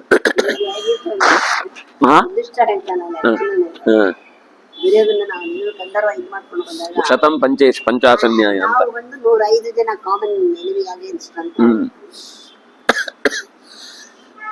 ಅರ್ಥ ಮಾಡ್ಕೊಳ್ಳದೆ ಹುಡುಗನನ್ನ ಮುಗಿಸಿಬಿಟ್ರು. ನನಗೆ ಚಿಂತೆ ಮತ್ತೆ ಮತ್ತೆ ತಲೆಗೆ ಹತ್ತುತ್ತಾ ಇದೆ ಅಂತ ಹೇಳುವಾಗ ಶಾಂತವಾದ ಮಾತುಗಳನ್ನ ವ್ಯಾಸರು ಅವನ ಕೈ ಹಿಡಿದು ಮಾತಾಡ್ತಾರೆ. ಯುಧಿಷ್ಠಿರ, ನೀನು ಮಹಾಪ್ರಾಜ್ಞ, ನೀನ್ ದಡ್ಡ ಅಲ್ಲ, ನೀನ್ ಯಾಕೆ ಇಷ್ಟು ಧೃತಿಗೆಡ್ತಾ ಇದ್ದಿ? ಸರ್ವಶಾಸ್ತ್ರ ವಿಶಾರದ, ಎಲ್ಲ ಶಾಸ್ತ್ರಗಳ ಆಳವನ್ನ ಬಲ್ಲವ ನೀನು. ವ್ಯಸನೇಶು ನ ಮುಖ್ಯಂತಿ ತ್ವಾದೃಶ ಭರತರ್ಷಭ.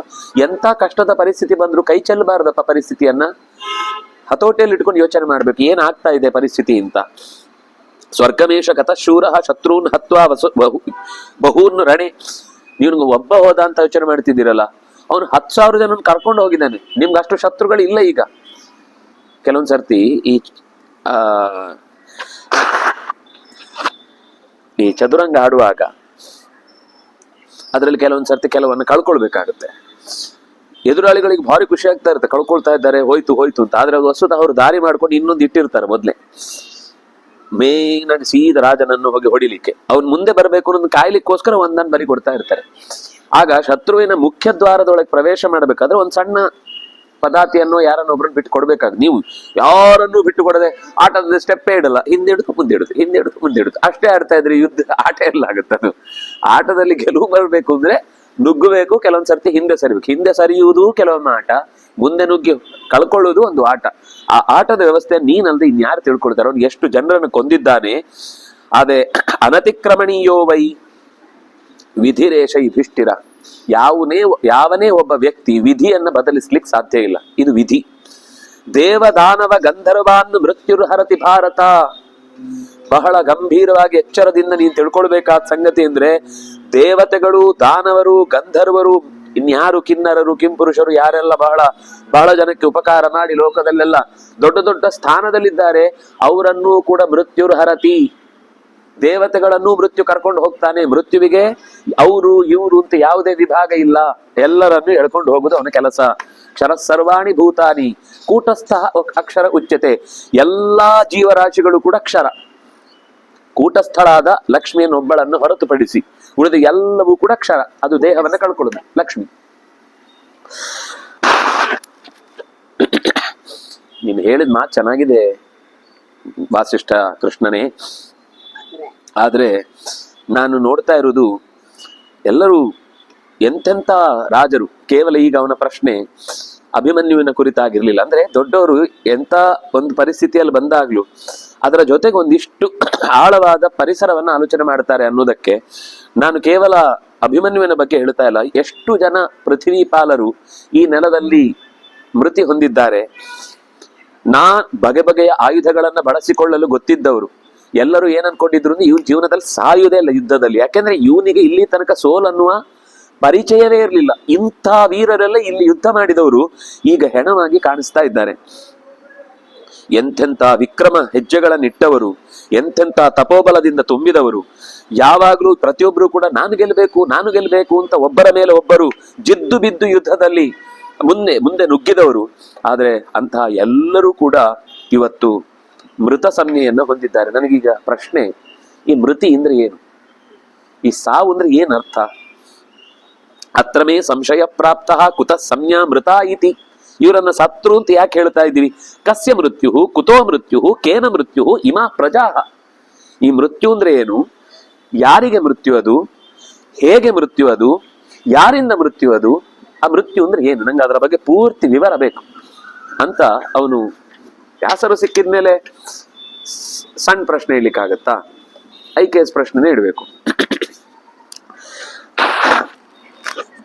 ಹರತ್ಯಮರ ಸಂಕಾಶಂ ತನ್ಮೇ ಬ್ರೂಹಿ ಪಿತಾಮಹ.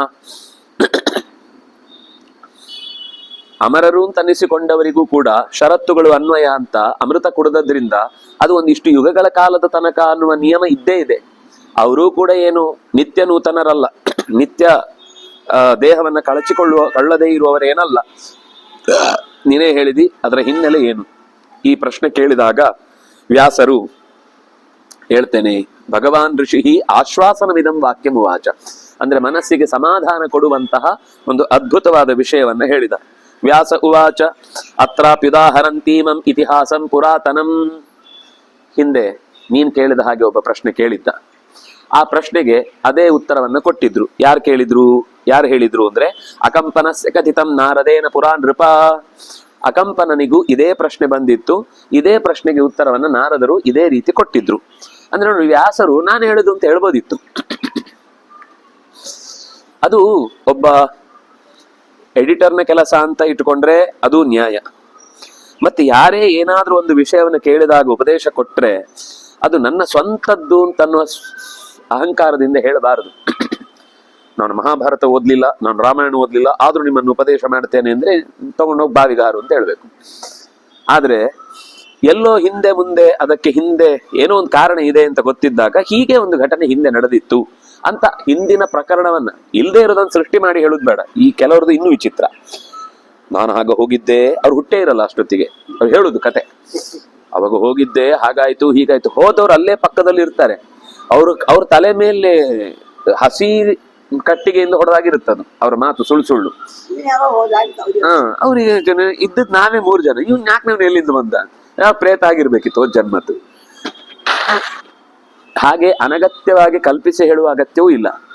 ಅಥವಾ ಯಾರೋ ಹೇಳಿದ್ದನ್ನ ನನ್ನ ಹೇಳಿಕೆ ಅಂತ ಹೇಳುವುದು ಸಲ್ಲ.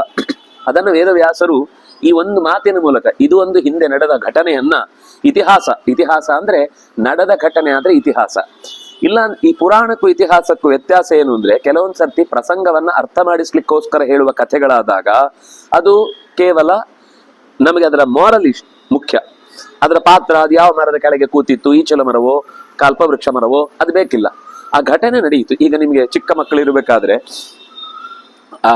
ಯಾವುದು ನರಿ ಮತ್ತೆ ಕಾಗೆಯ ಕತೆ ಹೇಳ್ತಾರೆ.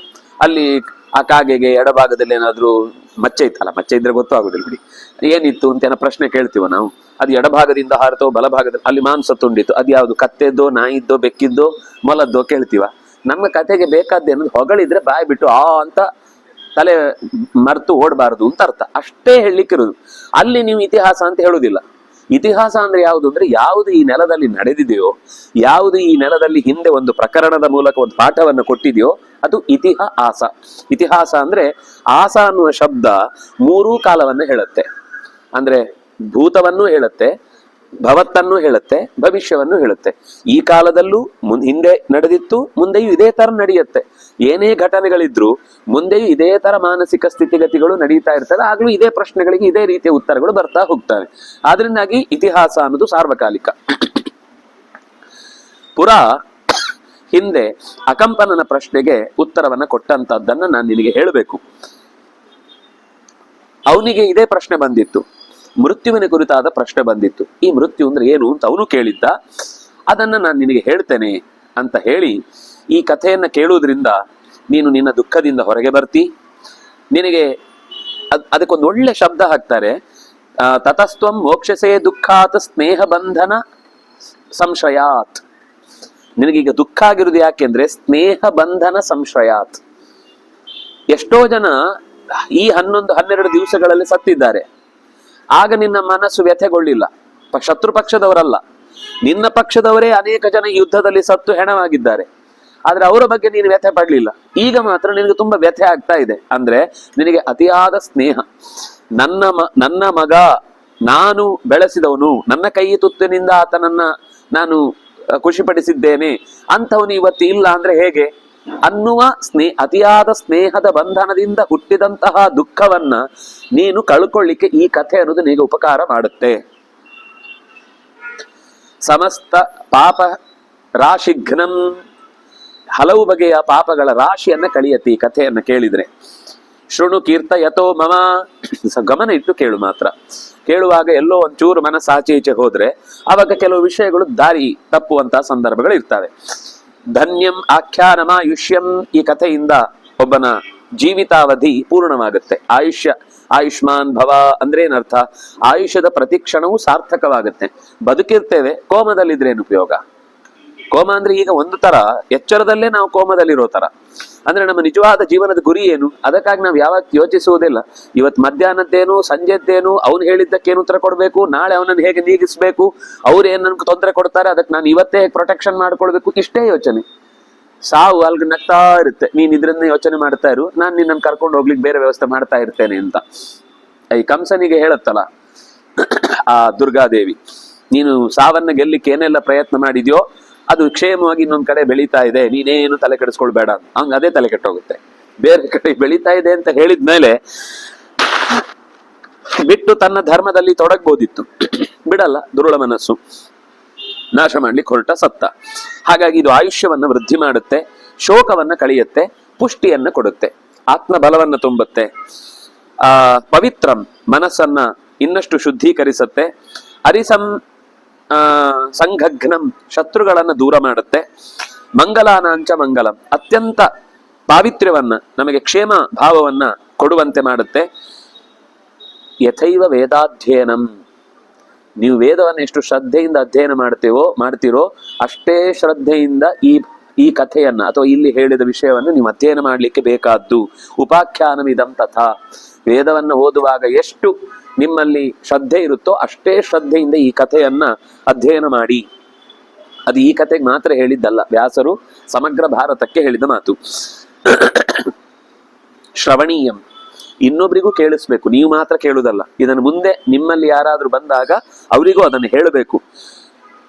ಮತ್ತೆ ರಾಜರಂತೂ ನೃಪೋತ್ತಮೈಹಿ ಪ್ರಾತರ್ ನಿತ್ಯಂ, ಬೆಳಿಗ್ಗೆ ರಾಜನಾದವನು ಪ್ರತಿನಿತ್ಯ ಈ ಕಥೆಯನ್ನು ಒಂದ್ಸರ್ತಿ ಸ್ಮರಣೆ ಮಾಡಬೇಕು. ಅಂತ ಒಂದು ವಿಶಿಷ್ಟವಾದ ಕಥೆ ಇದು. ಪುತ್ರಾನಾಯುಷ್ಮತೋ ರಾಜ್ಯಂ ಈಹಮಾನೈ ಶ್ರಿಯಂ ತಥಾ, ಯಾರಿಗೆ ಮನೆಯ ವಾತಾವರಣ ಚೆನ್ನಾಗಿ ಖುಷಿಯಾಗಿರ್ಬೇಕು, ಯಾರಿಗೆ ಎಲ್ಲರೂ ದೀರ್ಘಾಯುಷ್ಮಂತರಾಗಿ ಬೆಳೆಯಬೇಕು. ಯಾರಿಗೆ ರಾಜ್ಯವನ್ನ ತನ್ನ ಕೈವಶದಲ್ಲಿಟ್ಟುಕೊಂಡು ಸಂತೋಷವಾಗಿ ಇರಬೇಕು ಅಂತ ಈಹಮಾನಃ, ಜೊತೆಗೆ ಸಂಪತ್ತು ಮನೆ ತುಂಬ ತುಂಬಿರಬೇಕು. ಶ್ರಿಯಂ ಈಹಮಾನಃ, ರಾಜ್ಯಂ ಈಹಮಾನಃ, ಪುತ್ರಾನ್ ಈಹಮಾನಃ, ಅಂದ್ರೆ ಆಯುಷ್ಮಂತರಾದ ಮಕ್ಕಳನ್ನ ಬಯಸುವಂತವನು, ಕುಟುಂಬವನ್ನು ಚೆನ್ನಾಗಿರ್ಬೇಕು ಅಂತ ಬಯಸುವವನು ಈ ಕಥೆಯನ್ನ ಪ್ರತಿನಿತ್ಯ ಕೇಳಬೇಕು. ಮುಖ್ಯವಾಗಿ ಕ್ಷತ್ರಿಯರನ್ನ ಗುರಿಯಾಗಿ ಈ ಮಾತು ಹೇಳ್ತಾ ಇದೆ. ಆದ್ರೆ ಎಲ್ಲರೂ ಜೀವನದಲ್ಲಿ ಹೋರಾಟಗಾರರಾದ್ರಿಂದಾಗಿ ಒಂಥರ ಕ್ಷತಾತತ್ರಾಯಿತೆ, ಎಲ್ಲರೂ ಒಂದು ಅಂಶದಲ್ಲಿ ಕ್ಷಾತ್ರ ಇದ್ದೇ ಇರುತ್ತೆ. ಪುರಾಕೃತ ಯುಗೇ ತಾತ ಆಸೀದ್ ರಾಜ ಅಕಂಪನ ಸಶತ್ರುವಶಮಾಪನ್ನ ಮಧ್ಯೆ ಸಂಗ್ರಾಮ ಮೂರ್ಧನಿ. ಕೃತಯುಗದಲ್ಲಿ, ಪುರಾ ಅಂದ್ರೆ ಇದು ಈ ಚತುರ್ಯುಗ ಅಲ್ಲ, ಅದಕ್ಕಿಂತ ಹಿಂದೆ ಯಾವುದೋ ಒಂದು ಚತುರ್ಯುಗ, ಯಾವುದು ಅಂತ ಇಲ್ಲಿ ಸ್ಪಷ್ಟವಾಗಿಲ್ಲ. ಆದ್ರೆ ಪುರಾ ಅಂದ್ರೆ ಈ ಹಿಂದಿನ ಕೃತಯುಗ, ಈ ಕೃತಯುಗ ಅಲ್ಲ, ಇದರ ಹಿಂದಿನ ಒಂದು ಕೃತಯುಗದಲ್ಲಿ ಒಬ್ಬ ರಾಜ ಇದ್ದ, ಹ್ಯಕಂಪನಃ, ಹಿ ಅಕಂಪನಃ ಅಂತ ಅದು ಬಿಡಿಸುದು. ಅಕಂಪನ ಅನ್ನುವ ರಾಜ ಇದ್ದ.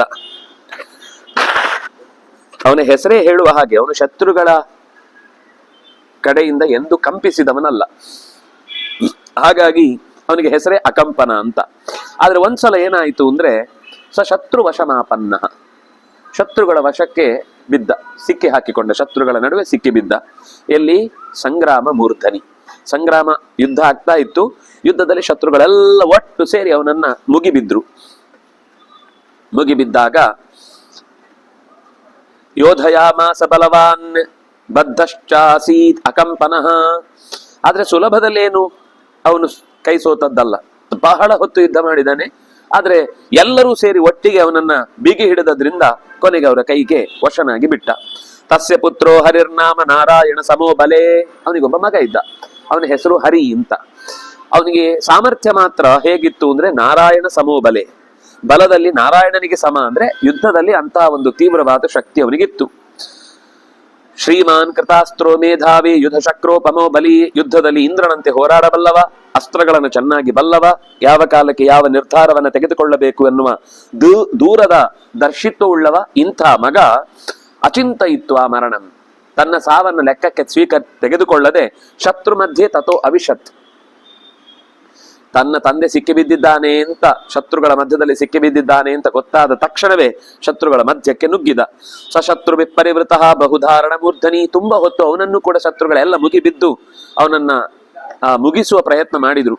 ಯೋಧಯಾಮಾಸ ತಾನ್ ಸರ್ವಾನ್ ಸರ್ವಾಸ್ತ್ರ ಕುಶಲೋ ಬಲಿ, ಶತ್ರುಗಳು ಎಷ್ಟು ರೀತಿಯ ಪ್ರಯೋಗಗಳನ್ನ ಮಾಡಿದ್ರೂ ಕೂಡ ಅವರಿಗೆ ಪ್ರತಿಯಾಗಿ ಉತ್ತರವನ್ನು ಕೊಟ್ಟು ಬಲಿಷ್ಠನಾಗಿ ಅವರನ್ನೆಲ್ಲ ಹಿಮ್ಮೆಟ್ಟಿಸಿದ.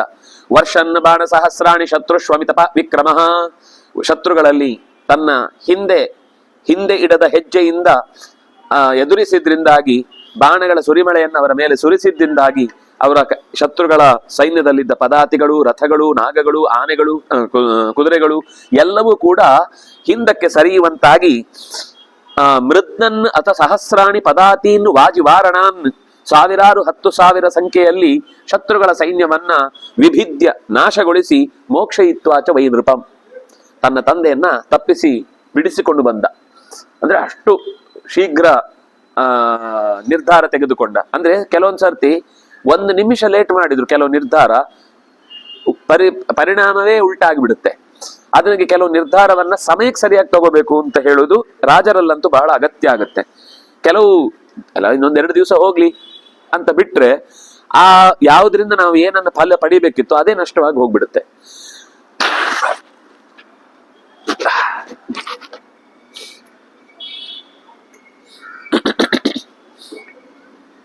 ಯಾವಾಗ ಕಾಳ ಸಂತೆಯಲ್ಲಿ ಪೂರ್ತಿ ಕಳ್ಳ ನೋಟುಗಳು ತಿರುಗಾಡ್ಲಿಕ್ಕೆ ಶುರುವಾಯ್ತು, ಆಗ ನೋಟು ಬದಲಿಸ್ಬೇಕಾಗತ್ತೆ, ಅನಿವಾರ್ಯ. ಅದು ಯಾರದು ನ್ಯಾಯವಾದ ನೋಟು ಅದನ್ನು ಕೊಟ್ಟು ಬದಲಿಸ್ಕೊಳ್ಬಹುದು, ಯಾವುದು ಕಳ್ಳ ನೋಟು ಅದು ಬದಲಿಸ್ಲಿಕ್ಕೆ ಆಗಲ್ಲ ಅಷ್ಟೇ.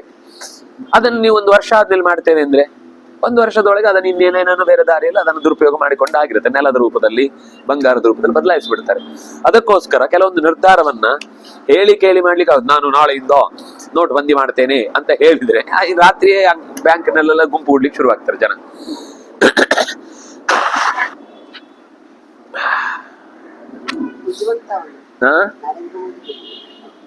ಯಾವ ರಾಜ ಮಾಡ್ಬೇಕಾದ ಕೆಲಸ ಅದು. ಅಂತ ನಿರ್ಧಾರದಲ್ಲಿ ಇವನು ಶೀಘ್ರ ಅಂದ್ರೆ ಅವರಿಗೆ ಅನಿರೀಕ್ಷಿತವಾಗಿತ್ತು ಶತ್ರುಗಳಿಗೆ. ಮಗ ಬರ್ತಾನೆ, ಎದುರಿಸ್ತಾನೆ, ಹೋರಾಡ್ತಾನೆ, ಅಪ್ಪನನ್ನು ಬಿಡಿಸ್ಕೊಂಡು ಹೋಗುವ ಸಂಕಲ್ಪದಲ್ಲಿ ಬಂದಿದ್ದಾನೆ. ಅವ್ರಿಗೇನು ಅಂದ್ರೆ ಬಂದ, ಇವನು ಸತ್ತ, ನಮಗೆ ಇವನನ್ನು ಕೊಲ್ಬೇಕು ಅಂತ ಮತ್ತೊಂದು ಯುದ್ಧ ಮಾಡ್ಬೇಕಾಗಿಲ್ಲ, ಇವನೇ ಬಂದು ಈ ಮಿಕ ಬಿತ್ತು ಅಂತ ಹೇಳ್ತಾರಲ್ಲ ಹಾಗೆ ಇದೊಂದೇ ಬಂದು ನಮ್ಮ ಪಾತ್ರೆಗೆ ಬಿತ್ತು ಅಂತ ಅನ್ಕೊಂಡ್ರು. ಆದ್ರೆ ಅವನು ಪೂರ್ತಿ ನಿರ್ಧಾರ ಮಾಡ್ಕೊಂಡು ಬಂದಿದ್ದಾದ್ರಿಂದಾಗಿ ಅವರೆಲ್ಲಾ ಆಕ್ರಮಣಕ್ಕೂ ಪ್ರತ್ಯುತ್ತರವನ್ನ ಕೊಟ್ಟದ್ರಿಂದ ಅವರಿಗೆ ಅನಿರೀಕ್ಷಿತವಾದ ಪೆಟ್ಟು ಬಿದ್ದು ತಂದೆಯನ್ನು ಬಿಡಿಸ್ಕೊಂಡ. ಆದ್ರೆ ಏನಾಯ್ತು ಅಂದ್ರೆ ಪುನರೇವಾಕರೋದ್ಯುದ್ಧಂ, ಮತ್ತೆ ಅವನನ್ನ ಬೆನ್ನಟ್ಟಿದ್ರು. ಅಪ್ಪನನ್ನು ಬಿಡಿಸಿದ್ದ, ಅವನನ್ನು ಬೆನ್ನಟ್ಟಿದ್ರು. ಬೆನ್ನಟ್ಟಿದಾಗ ತತಸ್ಥೆ ರಥಿನ ಸರ್ವೇ ಸಮೇತ್ಯ, ಅವ್ರಿಗೆ ಈಗ ಅರ್ಥ ಆಗಿತ್ತಲ್ಲ ಇವನ ಯುದ್ಧದ ಕೌಶಲ ಏನು ಅಂತ. ಅದಕ್ಕೋಸ್ಕರ ತಕ್ಷಣ ಏನ್ ಮಾಡಿದ್ರು ಅಂದ್ರೆ ಎಲ್ಲರೂ ಮತ್ತೆ ಮುಗಿಬಿದ್ರು. ಮುಗಿಬಿದ್ದು ಅವನ ಯುದ್ಧದ ಶೈಲಿಯನ್ನು ಅರ್ಥ ಮಾಡಿಕೊಂಡು ಒಟ್ಟಿಗೆ ಜಗ್ನುಸ್ತಂ ಪರಿವಾರ್ಯ ಏಕಂ, ಒಬ್ಬನನ್ನೇ ಪರಿವಾರ್ಯ ಒಟ್ಟು ಮುಗಿಬಿದ್ದು ತೋಮರೈಹಿ, ಕೈಯಲ್ಲಿ ಸಿಕ್ಕಿದ ನಾನಾ ಬಗೆಯ ಆಯುಧಗಳನ್ನು ಒಟ್ಟಿಗೆ ಹಿಡಿದು ಅವನನ್ನ ಎದುರಿಸಿದ್ರು. ಹೇಗೆ ಅಂದ್ರೆ ಅನೇಕ ಆಯುಧಗಳಿಂದ ಒಟ್ಟಿಗೆ ಆನೆಯ ಮೇಲೆ ದಾಳಿ ಮಾಡಿದ್ರೆ ಆನೆ ಹೇಗೆ ತಪ್ಪಿಸಿಕೊಳ್ಳುತ್ತೆ?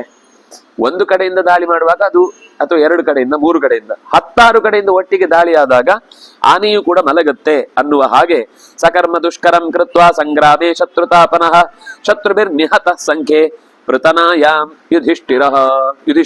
ಹೇ ಯುಧಿಷ್ಠಿರ,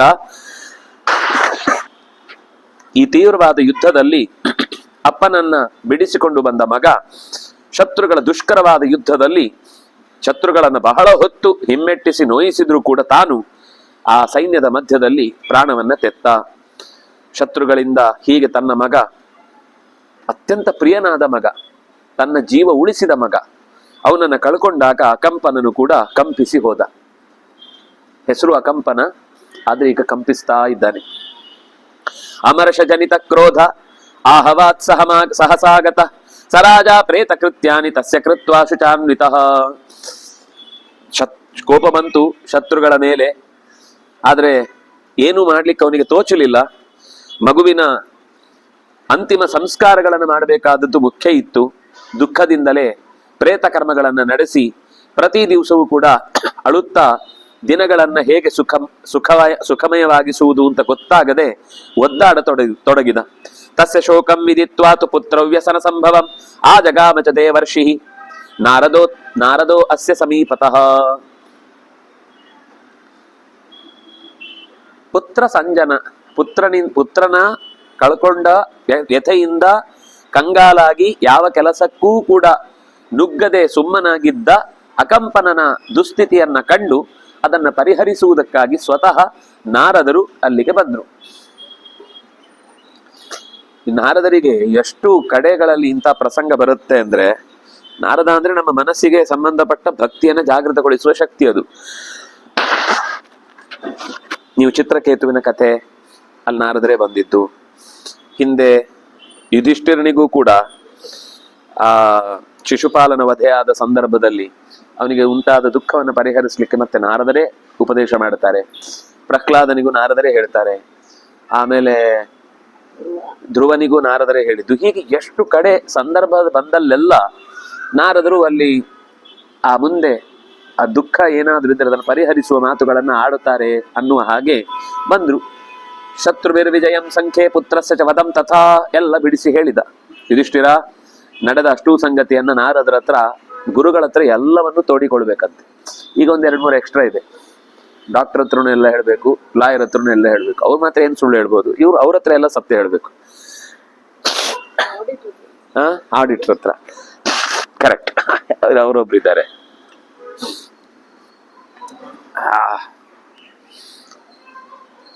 ಹೀಗೆ ನನ್ನ ಮಗ ನನ್ನನ್ನು ಗೆಲ್ಲಿಸಿದ, ಆದ್ರೆ ತಾನೇ ಯುದ್ಧದಲ್ಲಿ ಸತ್ತ. ಈ ಸಾವು ಯಾಕೆ ಬರುತ್ತೆ? ನನಗೆ ಬಂದ್ರೆ ಪರವಾಗಿಲ್ಲ, ನಂಗೆ ಬೇಸರವೇ ಆಗ್ತಿರ್ಲಿಲ್ಲ. ಮುಂದೆ ಅವ್ನು ನಡ್ಕೊಂಡು ಹೋಗ್ತಿದ್ದ, ಅವನ ಕರ್ತವ್ಯ ನಡೀತಾ ಇತ್ತು. ಅವನನ್ನ ಬಿಟ್ಟು, ಅಂದ್ರೆ ನನ್ನನ್ನು ಬಿಟ್ಟು ಅವನನ್ನು ಹೋಗಿ ಸೇರ್ಕೊಳ್ತಲ್ಲ, ಇದು ನನಗೆ ಅರ್ಥ ಆಗ್ತಲ್ಲ. ಈ ಮೃತ್ಯು ಏನು? ಕೈಯೇಶ ಮೃತ್ಯು? ಯಾರಿದು ಮೃತ್ಯು ಅಂದ್ರೆ? ಎಂಥ ವೀರರನ್ನೂ ಕೂಡ ಅವ್ರಿಗೆ ಏನಾಗಲ್ಲ ಏನಾಗಲ್ಲ ಏನಾಗಲ್ಲ ಅನ್ಕೊಂಡಿರ್ತೀವಿ ನಾವು. ಅವ್ರು ಹೋಗ್ತಾರೆ, ಇವನು ಸತ್ತ ನಾವು ಬದುಕ್ ಬರ್ತಾರೆ. ಏನಿದು? ಯಾಕೆ ಬರುತ್ತೆ ಹೀಗೆ? ಏತದಿಚ್ಛಾಮಿ ಸತ್ವೇನ ಶ್ರೋತುಂ ಮತಿಮತಾಂಬರ. ಹೇ ನಾರದರೆ, ಈ ಪ್ರಶ್ನೆಗೆ ನಂಗೆ ಸರಿಯಾದ ಉತ್ತರ ಬೇಕು, ನಂಗೆ ಇದನ್ನು ಕೇಳದೆ ಸಮಾಧಾನ ಇಲ್ಲ ಅಂತ ಹೇಳಿದಾಗ ನಾರದರು ಅವನಿಗೆ ಸಂಬಂಧಪಟ್ಟ ಕಥೆಯನ್ನು ಹೇಳ್ತಾರೆ. ನಾರದ ಉವಾಚ ಶೃಣುರಾಜನ್ ಮಹಾಬಾಹೋ ಆಖ್ಯಾನಂ ಬಹುವಿಸ್ತರಂ. ಸ್ವಲ್ಪ ಕೆಲವು ಪ್ರಶ್ನೆಗಳಿಗೆ ಉತ್ತರ ಉದ್ದ ಇರುತ್ತೆ ಅಂದ್ರೆ ಅರ್ಥ ಅದು ಬಹಳ ವಿಷಯಗಳನ್ನು ಅಪೇಕ್ಷಿಸುತ್ತೆ ಅಂತ ಅರ್ಥ. ಸಣ್ಣ ಪ್ರಶ್ನೆಗೆ ಉತ್ತರ ದೊಡ್ಡದಿದೆ ಅಂದ್ರೆ ಉತ್ತರ ಗೊತ್ತಿಲ್ಲ ಅಂತ ಅರ್ಥ. ದೊಡ್ಡ ಪ್ರಶ್ನೆಗೆ ದೊಡ್ಡ ಉತ್ತರ ಇದೆ ಅಂದ್ರೆ ತಿಳ್ಕೊಳ್ಳಿಕ್ಕೆ ಸ್ವಲ್ಪ ಸಮಯ ಬೇಕು ಅಂತ ಅರ್ಥ. ಕೆಲವು ಪ್ರಶ್ನೆಗಳಿಗೆ ಹೀಗೆ ಕೊಟ್ಟ ತಕ್ಷಣ ಹೀಗೆ ಉತ್ತರ ಕೊಟ್ಟರೆ ಆಗಲ್ಲ, ಯಾಕಂದ್ರೆ ಅದರ ಪೂರ್ವ ಸ್ಥಿತಿಯೇ ಗೊತ್ತಿರಲ್ಲ ಏನು ಅಂತ. ಅವನಿಗೆ ಅದು ಉತ್ತರ ತಪ್ಪೇ ಅರ್ಥ ಆಗುತ್ತೆ, ಯಾಕಂದ್ರೆ ಅದರ ಹಿನ್ನೆಲೆ ಗೊತ್ತಿರುವುದಿಲ್ಲ. ಹಾಗಾಗಿ ಬಹು ವಿಸ್ತಾರಂ, ನಾನು ಕೊಡುವ ಉತ್ತರ ಸ್ವಲ್ಪ ವಿಸ್ತಾರವಾಗಿದೆ. ಆದ್ರೆ ನೀನು ಸಮಾಧಾನದಿಂದ ಕೇಳ್ತಿದ್ರೆ ನಿನ್ನ ಪ್ರಶ್ನೆಗೆ ಉತ್ತರ ಸಿಗುತ್ತೆ. ಅದಕ್ಕೆ ಮೊದಲೇ ಹೇಳಿದ್ದು ವೇದಾಧ್ಯಯನಕ್ಕೆ ಸಂಬಂಧಿಸಿದ್ದು ಮತ್ತು ಗಮನ ಇಟ್ಟು ಕೇಳ್ಕೊಳ್ಬೇಕಾದದ್ದು ಅಂತ. ಯಥಾವೃತ್ತಂ ಶ್ರುತಂ ಚೈವ ಮಯಾಪಿ ವಸುಧಾಧಿಪ. ನಾನು ಹಿಂದೆ ಇದು ಕೇಳಿದ ಕಥೆ, ಅಥವಾ ಅದೇನು ಮತ್ತೆ ಮುಂದೆ ಗೊತ್ತಾಗುತ್ತೆ. ನನಗೂ ಇದು ಹಿಂದೆ ನಡೆದ ಒಂದು ಘಟನೆಯನ್ನು ನೆನಪಿಸಬೇಕು ಅಂತ ಅನಿಸ್ತಾ ಇದೆ. ನಾನು ಕೇಳಿದ್ದನ್ನೇ ನಿನಗೆ ಹೇಳುತ್ತೇನೆ. ಚತುರ್ಮುಖ ಸೃಷ್ಟಿ ಆದಿಯಲ್ಲಿದ್ದ, ಎಲ್ಲ ಸೃಷ್ಟಿ ಮಾಡ್ತಾ ಇದ್ದ. ಪ್ರಜಾ ಸೃಷ್ಟುವ ತದಾ ಬ್ರಹ್ಮ ಚತುರ್ಮುಖ ಆದಿಸರ್ಗೆ ಪಿತಾಮಹ, ಮೊದಲ ಸೃಷ್ಟಿಯಲ್ಲಿ ತೊಡಗಿದ್ದ. ಅಸಂಹೃತಂ ಮಹಾತೇಜ ದೃಷ್ಟ್ವಾ ಜಗದಿದಂ ಪ್ರಭು. ಸೃಷ್ಟಿ ಆಯಿತು, ಕಾಲ ಕಳೆಯಿತು, ಬಹಳ ಕಾಲ ಕಳೆಯಿತು. ಕಳೆದ ಮೇಲೂ ಇವುಗಳು ಹೀಗೆ ಇವೆ, ಇವುಗಳಿಗೊಂದು ಎಂಡೇ ಇಲ್ಲ. ಹೆಂಗ್ ಮಾಡುದು? ಹೊಸತ್ ಮಾಡ್ಬೇಕು ಅಂದ್ರಿ ತಾನ್ ಕೆಲಸ ಇಲ್ಲದೆ ಕೂತ್ಕೋಬೇಕಾಗತ್ತೆ. ಹೊಸ್ತು ಮಾಡಿದ್ರೆ ಇಲ್ಲಿ ರಾಶಿ ಬೀಳ್ಲಿಕ್ಕೆ ಶುರುವಾಗತ್ತೆ. ಬಸ್ಸಿನಲ್ಲಿ ಅವ್ರವ್ರ ಸ್ಟಾಪ್ ಅಲ್ಲಿ ಅವ್ರು ಇಳಿದ್ರೆ ಹೊಸಬ್ರನ್ನ ಸೇರಿಸ್ಕೊಂಡು ಮುಂದೆ ಕರ್ಕೊಂಡು ಹೋಗ್ಬೋದು. ನೀವು ಬಸ್ಸಿಗೆ ಬರ್ತಾನೆ ಇದ್ರೆ ಮೆಟ್ಲು ಮೇಲೂ ಕೂತಾಯ್ತು, ಹಿಂದ್ಗಡೆ ಕಂಬಿ ಮೇಲೂ ಕೂತಾಯ್ತು, ಮೇಲೆ ಹತ್ತಿ ಕೂತಾಯ್ತು, ಕಿಟಕಿಯಲ್ಲಿ ನೇತಾಯ್ತು. ಈ ಏನ್ ಮಾಡುದು? ಇನ್ನು ಎಲ್ಲೋ ಒಂದ್ ಕಡೆ ಇಳಿಸ್ಬೇಕಲ್ಲ, ಲಾಸ್ಟ್ ಸ್ಟಾಪ್ ಅಂತ ಬರ್ಬೇಕಲ್ಲ. ಅದಕ್ಕೆ ಬರೀ ಸುತ್ತಾ ಇರುದು. ಕೆಲವು ಬೆಂಗಳೂರಲ್ಲಿ ಕೆಲವು ಬಸ್ ಇವೆ, ಬೆಂಗಳೂರು ದರ್ಶನ್ ಅಂತ, ಅದೇ ಅದು ದೊಂಗಳೂರು ಶ್ರೀನಗರದ ಒಂದು ಬಸ್ ಇದೆ. ಅದ್ರಲ್ಲಿ ಹೋದ್ರೆ ಅರ್ಧ ದಿನ ಊರಿಡೀ ಸುತ್ತಿದಾಗ ಆಗುತ್ತೆ. ಎಲ್ಲಾ ಕಡೆಗೂ ಹೋಗ್ತಾ ಇರುತ್ತೆ ಅದು. ಅಂದ್ರೆ ಅವ್ರಿಗೆ ಅಗತ್ಯ. ನಾವು ಫಸ್ಟ್ ಆಗಿ ತಮಾಷೆ ಮಾಡ್ತಿದ್ವಿ, ಈ ಬಸ್ಸಲ್ಲಿ ಹೋದ್ರೆ ಇಡೀ ಬೆಂಗಳೂರು ಗೊತ್ತಾಗುತ್ತೆ ಅಂತ. ದೊಂಗಳೂರಲ್ಲಿ ಶ್ರೀನಗರಲ್ಲಿ ಅಲ್ಲಿಂದಲ್ಲಿ ಬಸ್ ಹೋಗ್ತಿತ್ತು, ಅದು ತಿರುಗ್ತಾ ಹೋಗ್ತಾ ಇರುತ್ತೆ. ಅದ್ರಲ್ಲಿ ಇಡೀ ದಿವಸ ಒಂದು ಟಿಕೆಟ್ ತಗೊಂಡು ಕೂತ್ಬಿಡುದು. ಹೋದಲ್ಲೆಲ್ಲ ಅದ್ರ ಜೊತೆ ಹೋಗ್ತಾ ಇರುತ್ತೆ. ಕೊನೆ ಎಲ್ಲೋ ಟಿಕೆಟ್ ಇರುತ್ತಲ್ಲ, ಸಂಜೆ ವಾಪಸ್ ಮತ್ತೆ ಇಲ್ಲೆಲ್ಲೋ ಬಂದ್ರೆ ಆಯ್ತು ಅಂತ. ಇಲ್ಲೆಲ್ಲೋ ಕೂತು ಆಟ ಆಡ್ಲಿಕ್ಕೆ ಬೋರ್ ಆದ್ರೆ ನಾರಾಯಣ ಏನಿದು ಬರ್ತಾ ಇರುತ್ತೆ, ಅದು ಬರುತ್ತೆ ಹೋಗುತ್ತೆ. ಆಗಮಾಪಾಯಿನೋ ನಿತ್ಯ ತಾಂತಿ ತಿಕ್ಷಸ್ವ ಭಾರತ. ಬರ್ಬೇಡ ಹೇಳಿಕ್ ನಾವ್ ಯಾರು? ಅಸ್ಯ ಚಿಂತಾ ಸಮುತ್ಪನ್ನ ಸಂಹಾರಂ ಪ್ರತಿಪಾರ್ಥಿವ. ಸಂಹಾರ ಮಾಡೋದು ಹೇಗೆ, ಮುಗಿಸುದು ಹೇಗೆ ಅಂತ ಅವನಿಗೆ ಚಿಂತೆ ಹತ್ತಿತು. ಚಿಂತೆಯನ್ನಸೌ ನಹ್ಯಸೌ ವೇದ ಸಂಹಾರಂ ಸುಧಾಧಿಪ. ಎಲೈ ಅಕಂಪನನೇ, ಚತುರ್ಮುಖನಿಗೆ ತಲೆ ಕೆಟ್ಟಿತು ಅಂದ್ರೆ ಏನ್ ಮಾಡ್ಬೇಕು ಅಂತ ಸ್ವಲ್ಪ ಯೋಚನೆ ಹತ್ತಿತು. ಒಂದ್ಸರ್ತಿ ಎಲ್ಲಾ ದಿಕ್ಕುಗಳನ್ನು ಕೂಡ ಎಲ್ಲ ತುಂಬ್ಕೊಂಡ್ಬಿಟ್ಟಿದಾರಲ್ಲ, ಇಲ್ಲಿ ಮತ್ತೆ ಹೊಸ್ತು ಬರುವವರಿಗೆ ಎಲ್ಲಿ ಜಾಗ ಇದೆ ಅಂತ ಒಂದು ಸಿಟ್ಟಲ್ಲಿ ನೋಡದಂತೆ. ಸಿಟ್ಟಲ್ಲಿ ನೋಡಿದ ತಕ್ಷಣ ತಥೋದಿವಂ ಭುವಂ ಚೈವ ಜ್ವಾಲಮಾಲಾ ಸಮಾಕುಲಂ ಚರಾಚರಂ ಜಗತ್ ಸರ್ವಂ ದದಾಹ ಭಗವಾನ್ ಪ್ರಭು. ಅವನು ಸಿಟ್ಟಿನಿಂದ ನೋಡಿದಲ್ಲ, ಈ ದೊಡ್ಡವರದ್ದೇನು ಅಂದ್ರೆ ಸಣ್ಣ ಚರ್ಯೆಯೂ ಕೂಡ ಕ್ರಿಯೆ ಆಗುತ್ತೆ, ಅದೊಂದು ದೊಡ್ಡ ಕೆಲಸ ಮಾಡುತ್ತೆ. ಹಾಗಾಗಿ ಅದೊಂದು ಸಿಟ್ಟು ಅನ್ನೋದು ನಮ್ಮ ಒಳಗಿನ ಬೆಂಕಿ ಅನ್ನೋದನ್ನು ಸೂಚಿಸುವ ಹಾಗೆ ಆ ಸಿಟ್ಟಿನಿಂದ ಸುತ್ತಲಿದ್ದ ಎಲ್ಲಾ ದಿಕ್ಕುಗಳಲ್ಲಿದ್ದ ಜೀವರಾಶಿ ಸುಟ್ಟು ಭಸ್ಮವಾಗಿ ಹೋಯಿತು ಕ್ಷಣ ಮಾತ್ರದಲ್ಲಿ. ತಥೋ ಹತಾನಿ ಭೂತಾನಿ ಚರಾಣಿ ಸ್ಥಾವರಾಣಿ ಚ. ಸ್ಥಿರವಾದ ಚರವಾದ ಎರಡೂ ತರದ ಜೀವರಾಶಿಗಳು ನಷ್ಟವಾದವು. ಕೊನೆಗೆ ಅಯ್ಯೋ ಸುಟ್ಟೋಯ್ತಲ್ಲ ಅಂತ ಒಂದು ಕ್ಷಣಕ್ಕೆ ಮತ್ತೆ ಯೋಚನೆಗೆ ಹತ್ತಿದಾಗ ಅಷ್ಟೊತ್ತಿಗೆ ಉದ್ದ ಜಟೆಯನ್ನ ಬಿಟ್ಟ ನಿಶಾಚರರಿಗೆ,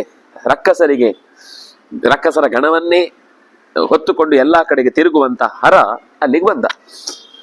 ಶರಣಂ ದೇವಂ ಬ್ರಹ್ಮಾಣಂ ಪರಮೇಷ್ಠಿನಂ, ಎಲ್ಲರಿಗೂ ಆಸರೆಯಾಗಬೇಕಾದ ಚತುರ್ಮುಖನನ್ನು ಬಂದು ಕೇಳಿದ.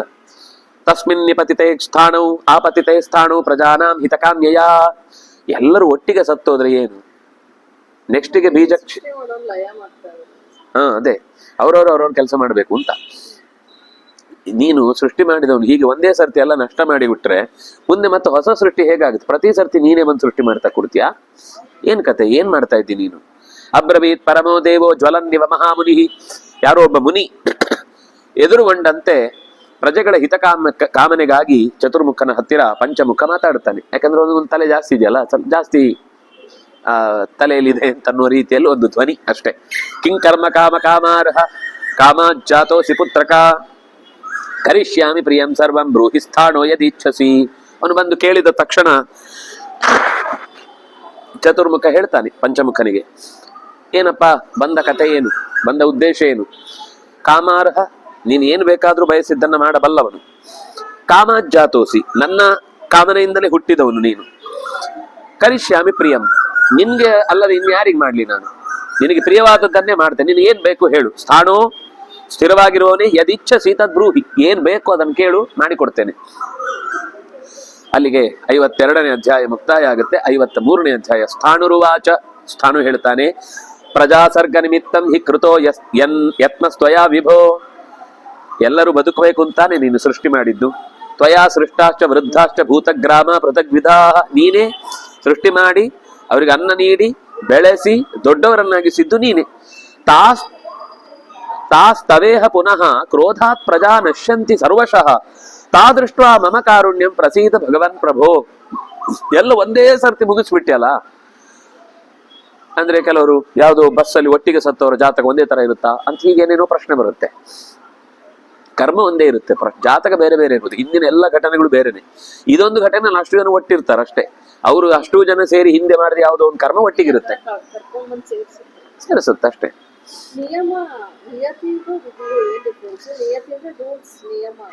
ನಿಯಮ ಬೇರೆ, ವಿಧಿಯ ನಿಯತಿ ಅಂದ್ರೆ ನಿಯಮ, ವಿಧಿ ಮಾಡಿದ ರೂಲ್ಸ್.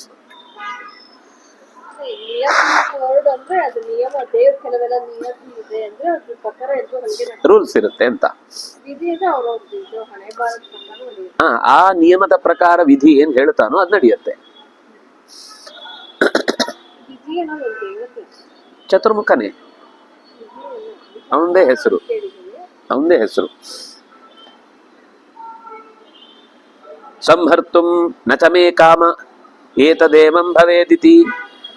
ಅಲ್ಲ ಪುಟ, ನಾನು ಸುಡಬೇಕು ಅಂತ ಬಯಸಿದ್ದಲ್ಲ, ಹೇಗೆ ಇದನ್ನು ಪರಿಹರಿಸುವುದು ಅಂತ ಯೋಚನೆ ಮಾಡಿದ್ರೆ ಪರಿಹಾರ ಆಗೋಯ್ತು. ಯಾಕಂದ್ರೆ ಅವನು ಏನ್ ಯೋಚನೆ ಮಾಡ್ತಾನೆ ಆಗುತ್ತೆ. ಅವನು ಸೃಷ್ಟಿಯ ಕ್ರಮ ಏನು ಅಂದ್ರೆ, ಅವನು ಹೀಗೆ ಬಡಿದ್ರೆ ಒಂದು ಸೃಷ್ಟಿ, ತುರಿಸಿದ್ರೆ ಒಂದು ಸೃಷ್ಟಿ, ಸೀನಿದ್ರೆ ಒಂದು ಸೃಷ್ಟಿ, ನಕ್ರೆ ಒಂದು ಸೃಷ್ಟಿ, ಕಣ್ಣು ಮುಚ್ಚಿದ್ರೆ ಒಂದು ಸೃಷ್ಟಿ. ಯಾಕಂದ್ರೆ ಸೃಷ್ಟಿಕರ್ತ ಅವನು ಮಾಡಿದೆಲ್ಲ ಸೃಷ್ಟಿನೇ. ಯಾರು ಅತ್ಯಂತ ಒಳ್ಳೆ ಚಿತ್ರಕಾರನು ಅವನು ಎಡಗೈಲಿ ಗೀಚಿದ್ರು ಚಿತ್ರ ಆಗುತ್ತೆ. ಯಾಕಂದ್ರೆ ಅವನಿಗೆ ಅಷ್ಟು ಕಲೆ ಅಭ್ಯಾಸ ಆಗಿರುತ್ತೆ. ಹಾಗಾಗಿ ನಾನು ಪೃಥಿವ್ಯಾಹಿತ ಕಾಮಂತು ತಥೋ ಮಾಂ ಮನ್ಯುರಾವಿಶತ್ ಅಂದ್ರೆ ಭೂಮಿಯ ಭಾರ ತಾಳ್ಲಿಕ್ಕಾಗದೆ ಅದು ಒದ್ದಾಟ ಪಡ್ತಾ ಇರೋದನ್ನ ನೋಡಿ ಅದರ ಮೇಲೆ ಕರುಣೆ ಹುಟ್ಟಿ ನಾನು ಸಿಟ್ಟು ಮಾಡ್ಕೊಂಡೆ. ಇದು ಇಷ್ಟು ಭಾರ ಆಯ್ತಲ್ಲ, ಇದನ್ನ ಏನ್ ಪರಿಹಾರ ಮಾಡುದು ಅಂತ ಅನ್ಕೊಂಡೆ. ಅದೆಲ್ಲ ಸುಟ್ಟೋಯ್ತು. ಇಯಂ ಸನ್ನಾಚ ದೇವಿ ಭಾರಾರ್ಥ ಮೂಚುದತ್ ಸಂಹಾರಾರ್ಥಂ ಮಹಾದೇವ ಭಾರೇಣ ವಿಹತಾ ಸತಿ ತತೋಹಂ ನಾದಿ ಗಚ್ಚಾಮಿ ಬುದ್ಧ್ಯಾ ಬಹು ವಿಚಾರಯನ್ ಸಂಹಾರಮಪ್ರಮೇಯಸ್ಯ ತತೋ ಮಾಂ ಮನ್ಯುರಾವಿಶತ್. ಇದನ್ನು ಹೇಗೆ ಸರಿಪಡಿಸುವುದು ಅನ್ನುವ ಯೋಚನೆಯಿಂದ ನಾನು ಸಿಟ್ಟು ಮಾಡಿಕೊಂಡೆ. ಆದರೆ ಸನ್ನಾದೇವಿ, ಈ ಮೃತ್ಯು ದೇವತೆ ಹುಟ್ಟಿಬಿಟ್ಲು. ಮೃತ್ಯು ದೇವತೆಯಿಂದಾಗಿ ಇದೆಲ್ಲ ಸುಟ್ಟು ಹೋಯ್ತು. ಈಗ ಸಂಹಾರಾರ್ಥಂ ಪ್ರಸೀದಸ್ವ ಮಾರುಷೋ ವಸುಧಾಧಿಪ. ನೀನ್ ಕೋಪ ಮಾಡ್ಕೊಂಡ್ರೆ ಚೆನ್ನಾಗಿರಲ್ಲಪ್ಪ. ನಿನ್ನ ಮೀಸೆಯನ್ನ ಮಧ್ಯದಲ್ಲಿ ಅದು ಕೋಪವೋ ನಗುವೋ ಒಂದು ಗೊತ್ತಾಗುದಿಲ್ಲ. ನೀನ್ ಕೋಪ ಮಾಡ್ಕೊಳ್ಬಾರದು. ಮಾ ಪ್ರಜಾ ಸ್ಥಾವರಾಶ್ಚೈವ ಜಂಗಮಾಶ್ಚವೇ ನೀನಶಃ. ನೀನ್ ಕೊಲ್ಬೇಡ, ನೀನ್ ಅದನ್ನ ಸಂಹರಣ ಮಾಡಬೇಡ. ತವ ಪ್ರಸಾದಾತ್ ಭಗವನ್ ಇದಂ ವರ್ತೆ ತ್ರಿಧಾ ಜಗತ್ ಅನಾಗತಮತೀತಂಚ ಯಚ್ಚ ಸಂಪ್ರತಿ ವರ್ತತೆ. ತವ ಪ್ರಸಾದಾತ್, ನಿನ್ನ ಪ್ರಸಾದದಿಂದಲೇನೆ ಭಗವನ್, ಓ ಚತುರ್ಮುಖನೇ, ನನಗೂ ಕೂಡ ಈ 3 ವಿಧವಾದ ಜಗತ್ತಿನ ನಿರ್ವಹಣೆಯ ಕೆಲಸದಲ್ಲಿ ಒಂದು ಕೆಲಸ ನನಗೂ ಸಿಕ್ಕಿದೆ. ಹಿಂದೆ ಆಗಿ ಹೋದದ್ದು, ಮುಂದೆ ಆಗ್ಲಿಕ್ಕಿರುವಂಥದ್ದು, ಸಂಪ್ರತಿ ಈಗ ಯಾವುದಿದೆಯೋ ಅದೆಲ್ಲದರ ಬಗ್ಗೆಯೂ ಕೂಡ ನನಗೂ ಕಾಳಜಿ ಇದೆ. ಭಗವನ್ ಕ್ರೋಧ ಸಂದೀಪ್ತ ಕ್ರೋಧಾದಗ್ನಿಮಿವಾ ಸೃಜತ್ ಸದಹನ್ ಅಶ್ಮಕೂಟಾನಿ ಧ್ರುಮಾಶ್ಚ ಸರಿತಸ್ತಥ. ಹಿಂದೆ ಒಮ್ಮೆ ಕೋಪದಿಂದಲೇ ನಾನು ಹುಟ್ಟಿದ್ದು. ಅದೇ ಕಾರ್ಯಕ್ಕಾಗಿ ನಾನು ಕೂಡ ಇಲ್ಲಿ ಬಂದಿರುವಂಥದ್ದು. ಕೋಪದಿಂದ ಅಂದ್ರೆ ಒಂದ್ಸಲ ಕೋಪ ಮಾಡ್ಕೊಂಡ್ರೆ ಸಹಿಸ್ಕೋತಾರೆ, ಮತ್ತೆ ಮತ್ತೆ ಮತ್ತೆ ಕೋಪ ಮಾಡ್ಕೊಂಡಿದ್ರೆ ಅವರನ್ನ ಸಹಿಸ್ಕೊಳ್ಳಲ್ಲ. ಯಾವಾಗ ನೋಡಿದ್ರೆ ಬರೀ ಕೋಪ ಮಾಡ್ತಿರ್ತಾರೆ ಅವರು. ಕೊನೆಗೆ ದುರ್ವಾಸರು ಅಂತ ಕರೀಲಿಕ್ಕೆ ಶುರು ಮಾಡ್ತಾರೆ ಅವರನ್ನ. ಹಾಗಾಗಿ ಪಲ್ವಲಾನಿಚ, ಎಷ್ಟು ಮೃದುವಾದ ಚಂದದ ಪಕಳೆಗಳಂತೆ ಇರುವಂತಹ ಹೂಗಿಡಗಳು, ಈ ತಳಿರು ತೋರಣಗಳು, ಇವಿಂದ ಕೂಡಿದ ಜಗತ್ತನ್ನ ನಾವು ನೋಡುವಾಗ ಒಂದೇ ಕ್ಷಣಕ್ಕೆಲ್ಲ ಸುಟ್ಟು ಹೋದ್ರೆ ಏನ್ ಚೆನ್ನಾಗಿರುತ್ತೆ. ಪಲ್ವಲಾನಿಚ ಸರ್ವಾಣಿ ಸರ್ವೇ ಚೈವ ತೃಣೋಪಲಾಹ ಸ್ಥಾವರಂ ಜಂಗಮಂ ಚೈವ ನಿಶೇಷಂ ಕುರುತೆ ಜಗತ್. ನೀನು ಒಂದೇ ಕ್ಷಣಕ್ಕೆ ನಿನ್ನೆ ಎಲ್ಲ ಹಸಿರಿತ್ತು, ಇವತ್ತೆಲ್ಲ ಕಪ್ಪಾಯ್ತು, ಏನ್ ಚಂದ ಇರುತ್ತೆ ಹಾಗಾದ್ರೆ. ತದೇತದ್ ಭಸ್ಮಸಾದ್ ಭೂತಂ ಜಗತ್ ಸ್ಥಾವರ ಜಂಗಮಂ ಪ್ರಸೀದ ಭಗವನ್ ಸತ್ವಂ ರೋಷೋ ನ ಸ್ಯಾದ್ವರೋ ಮಮ. ನನ್ನ ವರ ಏನು ಅಂದ್ರೆ ನೀನು ಕೋಪ ಮಾಡ್ಕೊಳ್ಬಾರ್ದು ಅಂತ ಅಷ್ಟೇ. ತೀರ ಕೋಪ ಮಾಡ್ಕೊಂಡ್ರೆ ಜಗತ್ತು ಚೆನ್ನಾಗಿರಲ್ಲ. ಕೋಪ ಮಾಡ್ಕೊಳ್ಳೋದ್ರ ಲಾಭ ಏನಿದೆ, ಅದರಿಂದ ಹಾನಿಯೇ ಜಾಸ್ತಿ. ಸರ್ವೇ ಹಿ ಸೃಷ್ಟಾ ನಶ್ಯಂತಿ ತವದೇವ ಕಥಂಚನ ತಸ್ಮಾನ್ ನಿವರ್ತತಾಂ ತೇಜಃ ತ್ವಯ್ಯೇ ವೇದಂ ಪ್ರಲೀಯತಾಂ. ಸೃಷ್ಟರಾದ ಎಲ್ಲರೂ ಕೂಡ ಒಂದಲ್ಲ ಒಂದು ದಿವಸ ಜಾತಸ್ಯ ಹಿ ಧ್ರುವ ಮೃತ್ಯು ಅಂತ ನಾಶ ಆಗ್ಲೇಬೇಕು. ಅದು ಹೇಗಾದ್ರೂ ಆಗ್ಲೇಬೇಕು. ಆದ್ರೆ ಹೀಗೆ ಒಂದೇ ಸರ್ತಿಗೆ ನಿನ್ನ ತೇಜಸ್ಸಿನ ಬಲದಿಂದ ಅವುಗಳನ್ನ ಸುಟ್ಟು ನಾಶ ಮಾಡಬೇಡ. ಅಭಾವಂ ನೇಹ ಗಚ್ಚೇಯು, ಒಟ್ಟಿಗೆ ಎಲ್ಲ ನಾಶ ಆಗ್ಬಾರ್ದು. ಒಬ್ಬೊಬ್ರೆ ಹೋಗ್ತಾ ಇದ್ರೆ ಅವ್ರು ಪಾಠ ಕಲೀಲಿಕ್ಕೂ ಆಗುತ್ತೆ, ಅದರ ಜೊತೆಗೆ ಒಂದಿಷ್ಟು ಹೊಸತನ್ನ ಜೀವನದಲ್ಲಿ ರೂಢಿಸಿಕೊಳ್ಳಿಕ್ಕೂ ಆಗುತ್ತೆ. ಅವರಿಗೆ ಅದು ಅನುಭವದ ಪಾಠ ಆಗ್ಬೇಕು ಹೊರತು ಅವರ ಜೀವನದ ಡಿಪ್ರೆಷನ್ಗೆ ಕಾರಣ ಆಗುವಂತದ್ದಾಗಬಾರ್ದು. ದಯಾತೆ ನ ಸಮುತ್ಪನ್ನ ಪ್ರಜಾಸು ವಿಬುಧೇಶ್ವರ ಮಾವಿನಶ್ಯೇ ಜಗನ್ನಾಥ ಜಗತ್ಥಾವರ ಜಂಗಮಂ ಪ್ರಸಾದಂ ಮುಖಂ ದೇವಂ ತಸ್ಮಾದೇವಂ ಬ್ರವೀಣ್ಯಹಂ. ಪ್ರಜೆಗಳ ಮೇಲೆ ಕರುಣೆ ಇಟ್ಟು ಒಂದೇ ಹೊತ್ತಿಗೆ ಎಲ್ಲವನ್ನೂ ನಾಶ ಮಾಡದೆ ಕ್ರಮವಾಗಿ ಅವುಗಳ ಮೇಲೆ ಪ್ರೀತಿ ತೋರಿ ಜೀವನದ ಸಹಜವಾದ ಗತಿಯನ್ನಿಟ್ಟುಕೊಂಡು ಅವುಗಳು ಶರೀರವನ್ನು ತೊರೆಯುವಂತಹ ವ್ಯವಸ್ಥೆ ಆಗಲಿ ಅಂತ ಬ್ರವೀಮಿ, ನಾನು ಕೇಳಿಕೊಳ್ತೇನೆ. ನಾರದ ಉವಾಚ, ಆಗ ನಾರದರು ಹೇಳ್ತಾರೆ, ಅಂದ್ರೆ ಇದು ಅಕಂಪನನಿಗೆ ಹೇಳ್ತಾ ಇರುವ ಮಾತು. ಅಕಂಪನನಿಗೆ ಯಾರು?